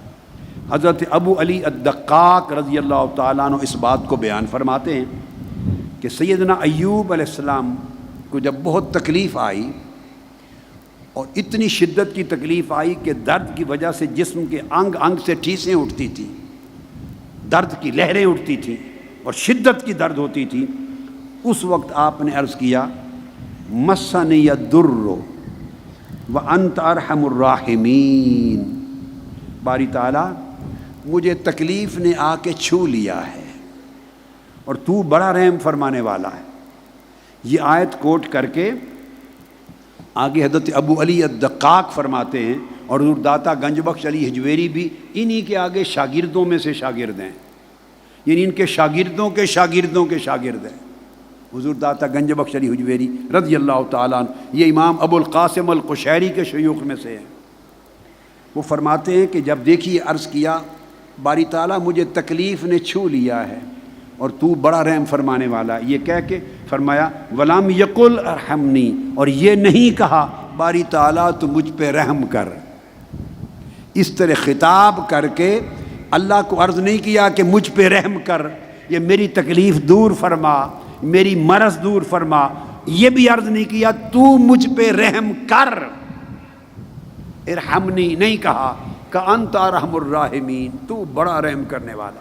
یعنی وہ فرمایا کہ ادب کی وجہ سے تو مجھ پہ رحم کر، یہ زبان بھی بند کر لی، یہ کلمہ بھی نہیں. یہ کمال ادب ہے کہ بندہ اتنا پیکر ادب بن جاتا ہے کہ کسی کلمہ کی شکل میں مانگتے ہوئے بھی اس کو جھجک آتی ہے. آپ نے سنا تھا نا حضرت ذوالنون مصری کے حوالے سے تذکرہ ایک عارفہ اور عاشقہ کا، کہ جب پوچھا کہ سخاوت کیا ہے تو ان کے جواب میں کہا کہ وہ مقام جہاں تجلی حق وارد ہوتی ہے دل پر اور پھر بندہ اللہ سے مانگتا ہے. میں 20 سال سے اس مقام پر ہوں. جب تجلیات وارد ہوتی ہیں دل ارادہ کرتا ہے کچھ مانگ لوں، مگر ادب کی وجہ سے شرم آتی ہے کہ مولا سے مانگوں، کہیں وہ یہ نہ کہے کہ تو بھی اس مزدور کی طرح ہے جو اجرت مانگتا ہے. اجرت مانگتا بھی کمال ادب کے منافی ہے. اس لیے ایسے اولیاء ہوئے جو صرف اس کو یاد کرتے کچھ مانگنے کی بجا. سیدنا عیسیٰ علیہ السلام کا ادب بھی بیان کیا عرفاء نے. جب قرآن مجید میں ذکر آیا ہے کہ عیسیٰ علیہ السلام نے اپنی قوم کے حوالے سے کہا، اللہ کے حضور بڑی توجہ سے الفاظ پر غور کریں. عرض کیا ان تعذبہم فإنہم عبادک، یہ جو میری قوم ہے جنہوں نے شرک کیا، ظلم کیا، بنی اسرائیل تھے آپ کے ساتھ زیادتی کی. عرض کیا باری تعالیٰ اگر تو انہیں عذاب دینا چاہے تو تیرے بندے ہیں، تو مالک ہے، تیرے بندے ہیں۔ وَإِن تَغْفِرْ لَهُمْ، اور پھر بھی ان کا سارا کچھ کیا کرتا دیکھ کر تو انہیں معاف کرنا چاہے، فَإِنَّكَ أَنْتَ الْعَزِيزُ الْحَكِيمُ، تو مالک ہے۔ بس آگے عرض کچھ نہیں کیا کہ یہ کر، معاف کر دے یا عذاب دے دے، دونوں میں سے کوئی بات کہی نہیں۔ اس کو اس ادب کے کمال کے مرتبے پر منافی سمجھا، کہا مولا عذاب دے تب بھی تیرے بندے ہیں، عذاب کی بات کی تو ان کا بندہ ہونا بیان کر دیا، تیرے بندے ہیں۔ مالک کو بندے پر رحم ہوتا ہے نا، تو اگر تو عذاب دینا چاہے تو تیرے بندے ہیں، بندوں کی بات کر دی۔ اور اگر تو انہیں معاف کرنا چاہے تو تو بڑا مالک قدرت والا ہے، جب معافی کی بات آئی تو اس کی عظمت کی بات کر دی۔ تجھ سے کون پوچھ سکتا ہے؟ واہ واہ واہ۔ یعنی بندے کی زبان بدل جاتی ہے، اسی طرح بندے کا لسان قلب بدل جاتا ہے، پھر بندے کا حال بدل جاتا ہے، پھر ہر وقت بندے کی طلب اور اس کی جو خواہشات ہیں اس کی سمت متعین ہو جاتی ہے۔ قرآن مجید میں یہ بھی ہے، المائدہ میں، سورہ مائدہ میں حضرت عیسیٰ علیہ السلام کے لیے کہ قیامت کے دن اللہ پاک فرمائے گا، اے عیسیٰ، یہ جو تجھے انہوں نے الہ بنا لیا، معبود کیا، تیری قوم کے لوگوں نے بعد میں تیری پوجا کی اور تیری والدہ کو بھی معبود بنا دیا، پوجا کی، کیا تو نے انہیں کہا تھا؟ اللہ پاک دراصل ان کی قوم کو سنانے کے لیے ان سے پوچھے گا کہ سن لو عیسیٰ کیا جواب دیتے ہیں۔ عیسیٰ علیہ السلام، کیا تو نے کہا تھا کہ عبادت کرو میری؟ اب جواب کیا بنتا ہے؟ جواب بنتا ہے کہ نہیں مولا، میں نے تو، بولیے، میں نے نہیں کہا تھا، یہی جواب بنتا ہے نا۔ بندہ اللہ کے حضور اپنی صفائی پیش کر رہا ہے، اس مقام پر عرض کرتے ہیں ان کنت قلتہ فقد علمتہ، باری تعالیٰ اگر میں نے ان کو کوئی ایسی بات کی ہے تو تجھ سے بہتر کون جانتا ہے۔ اپنی صفائی میں کلمہ نہیں کہا، یہ نہیں کہا کہ نہیں میں نے نہیں کہا، یہ نہیں کہا کہ میں نے نہیں کہا، اپنی صفائی میں جملہ نہیں بولا، معلوم نہیں۔ تو شاک دیکھتے ہیں کہ معلوم نہیں یار کا منشا کیا ہے، معلوم نہیں یار کا منشا کیا ہے، میں یہ کہوں اس کا منشا کچھ اور ہو، ادھر کی دوسری بات کر دو اس کا منشا کچھ اور ہو۔ عرض کیا ان کنت قلتہ فقد علمتہ، اگر میں نے ان سے کہا تو باری تعالیٰ تجھ سے بہتر کون جانتا ہے۔ تو مقصد بات کا یہ ہے کہ یہ ادب، یہ ایمان کا حسن ہے، ایمان کا کمال ہے، اسی سے معرفت نصیب ہوتی ہے۔ جس شخص میں ادب کی کمی ہے اس کو نہ اللہ کی قربت نصیب ہوتی ہے، نہ کبھی اللہ کی معرفت نصیب ہوتی ہے، اور نہ ہی اس کے عمل کو اخلاص نصیب ہوتا ہے۔ ادب مدد کرتا ہے، اور ادب ہے اللہ سے لے کر اس کی کمزور سے کمزور تر مخلوق تک، خالق سے لے کے ہر فرد مخلوق تک، ہر ایک کا حق کمال حسن سے ادا کرنا، ہر ایک کا حق کمال حسن سے بجا لانا، یہ ادب ہے۔ تو بولیے پوری زندگی اس ادب کے ساتھ بدل گئی یا نہیں؟ جی، تو اس ادب کو سیکھیں، اور سیکھیں، میں نے آپ کو بتایا تھا کتاب اور خطاب، اور پھر بتایا تھا کہ اس کو کیفیت کو پختہ رکھنے کے لیے رفاقت ایک طریق ہے، رفاقت اور سنگت، رفاقت اور سنگت اور صحبت کتاب اور خطاب کی، اور پھر کچھ عمل، ہر روز کچھ عمل کرتے رہیں زندگی میں۔ چونکہ اگلے سال موسم آئے گا تو اللہ نے چاہا تو ملاقات ہوگی، میں چاہتا ہوں پختہ ہو جائیں، جم جائیں۔ ایک ایسا وقت بھی تو آنا ہے جب آپ آئیں گے مگر میں اس دنیا میں نہیں ہوں گا، ہماری آپس میں ملاقات نہیں ہوگی۔ ہر شخص جو آتا ہے وہ جاتا ہے، تو آپ اگر سنور گئے تو میری بخشش کا بھی سبب بن جائیں گے۔ جب حکم ہو گیا، اگر اللہ اللہ نہ کرے، اگر حکم ہو گیا کہ اٹھاؤ اس کو جہنم میں پھینک دو، اگر میری سزا کا حکم ہوا تو آپ میں سے کوئی تو پاس کھڑا ہوگا عرض کرنے والا باری تعالیٰ اس نے ہمیں سکھایا تھا تو میں شفاعت کرتا ہوں اس کو بخش دے نہ پھینک، تو آپ میری بخشش کا سامان بن جائیں گے، اپنی اولادوں کی بخشش کا سامان بنیں گے، اگلی نسلوں کی بخشش کا سامان بنیں گے، دین کو مضبوطی اور استحکام دیں گے۔ اللہ پاک آپ کے اندر خیر پیدا کرے اور آپ کا پورا تن اور پورا من خیر کا چشمہ بن جائے، ہر شر آپ سے دور ہو، ہر شر دور ہو، اللہ پاک آپ کو ذوق عبادت دے اور حلاوت طاعت دے، اور اللہ پاک آپ کو لذت اشتیاق دے، لذت شوق دے، اپنا عشق دے، اپنی معرفت دے، آقا علیہ السلام کی غلامی کا پٹا آپ کے گلے میں ڈال دے، آپ حضور کے عشق میں تڑپیں، اللہ کے عشق میں تڑپیں، ہر جھوٹا عشق و محبت آپ کے دل سے اللہ نکال دے، آپ کے دل کو اللہ اپنی خلوت گاہ بنا دے تاکہ اس کی تجلیات کا ورود ہو، اللہ آپ کی کیفیات کو حال سے بدل دے اور آپ کے حال کو ترقی دے کے مقام تک لے جائے، اور دنیا میں بھی خیر نصیب ہو اور آخرت میں بھی خیر نصیب ہو، استقامت ملے۔ اور میں یہ بھی دعا کرتا ہوں کہ جن جن لوگوں نے دعاؤں کے لیے جو کہا، ناظم اعلیٰ صاحب کو کہا، نائب ناظمین اعلیٰ کو کہا، مفتی صاحب کو کہا، اور باقی تمام فورمز کے صدور کو کہا، خواتین کو کہا، ویمن لیگ کو کہا، حسن بھائی، حسین بھائی کو، باجیوں کو، فیملی کو، بچوں کو اور خدمت گزاروں کو، جس نے جو کچھ کہا، ان ساروں کی دعائیں قبول فرما، ان سب کی دعائیں قبول فرما، جو حاجت لے کے آئے میرے اللہ سب کی حاجتیں پوری فرما دے، سب کے من دھو دے، ان کے من دھو دے، میل کچیل اتار دے اور من روشن کر دے، ان کے دلوں میں دیے جلا دے اپنی محبت کے میرے اللہ، روشن کر دے اپنے عشق کے چراغ، اپنی معرفت کی روشنی عطا کر، اور ہر وقت ان کی زندگی میں خیر رہے، ہر شر ان سے دور رہے، ہر شر سے بچے رہیں، ان پر کرم ہو، اللہ کی رحمت ہو، اللہ کی مدد و نصرت نصیب ہو۔ اللہ آپ سب کو زندہ و سلامت رکھے، انشاءاللہ اگلے سال پلٹ کے آئیں گے، اور اللہ کو منظور ہوا تو پھر انشاءاللہ اگلے ایک نیا موضوع کوئی چنیں گے اور پھر ان کی 10 روزہ نشستیں کریں گے، مجھے عشق کی بستی اللہ آباد کرے گا۔ والسلام علیکم ورحمۃ اللہ وبرکاتہ۔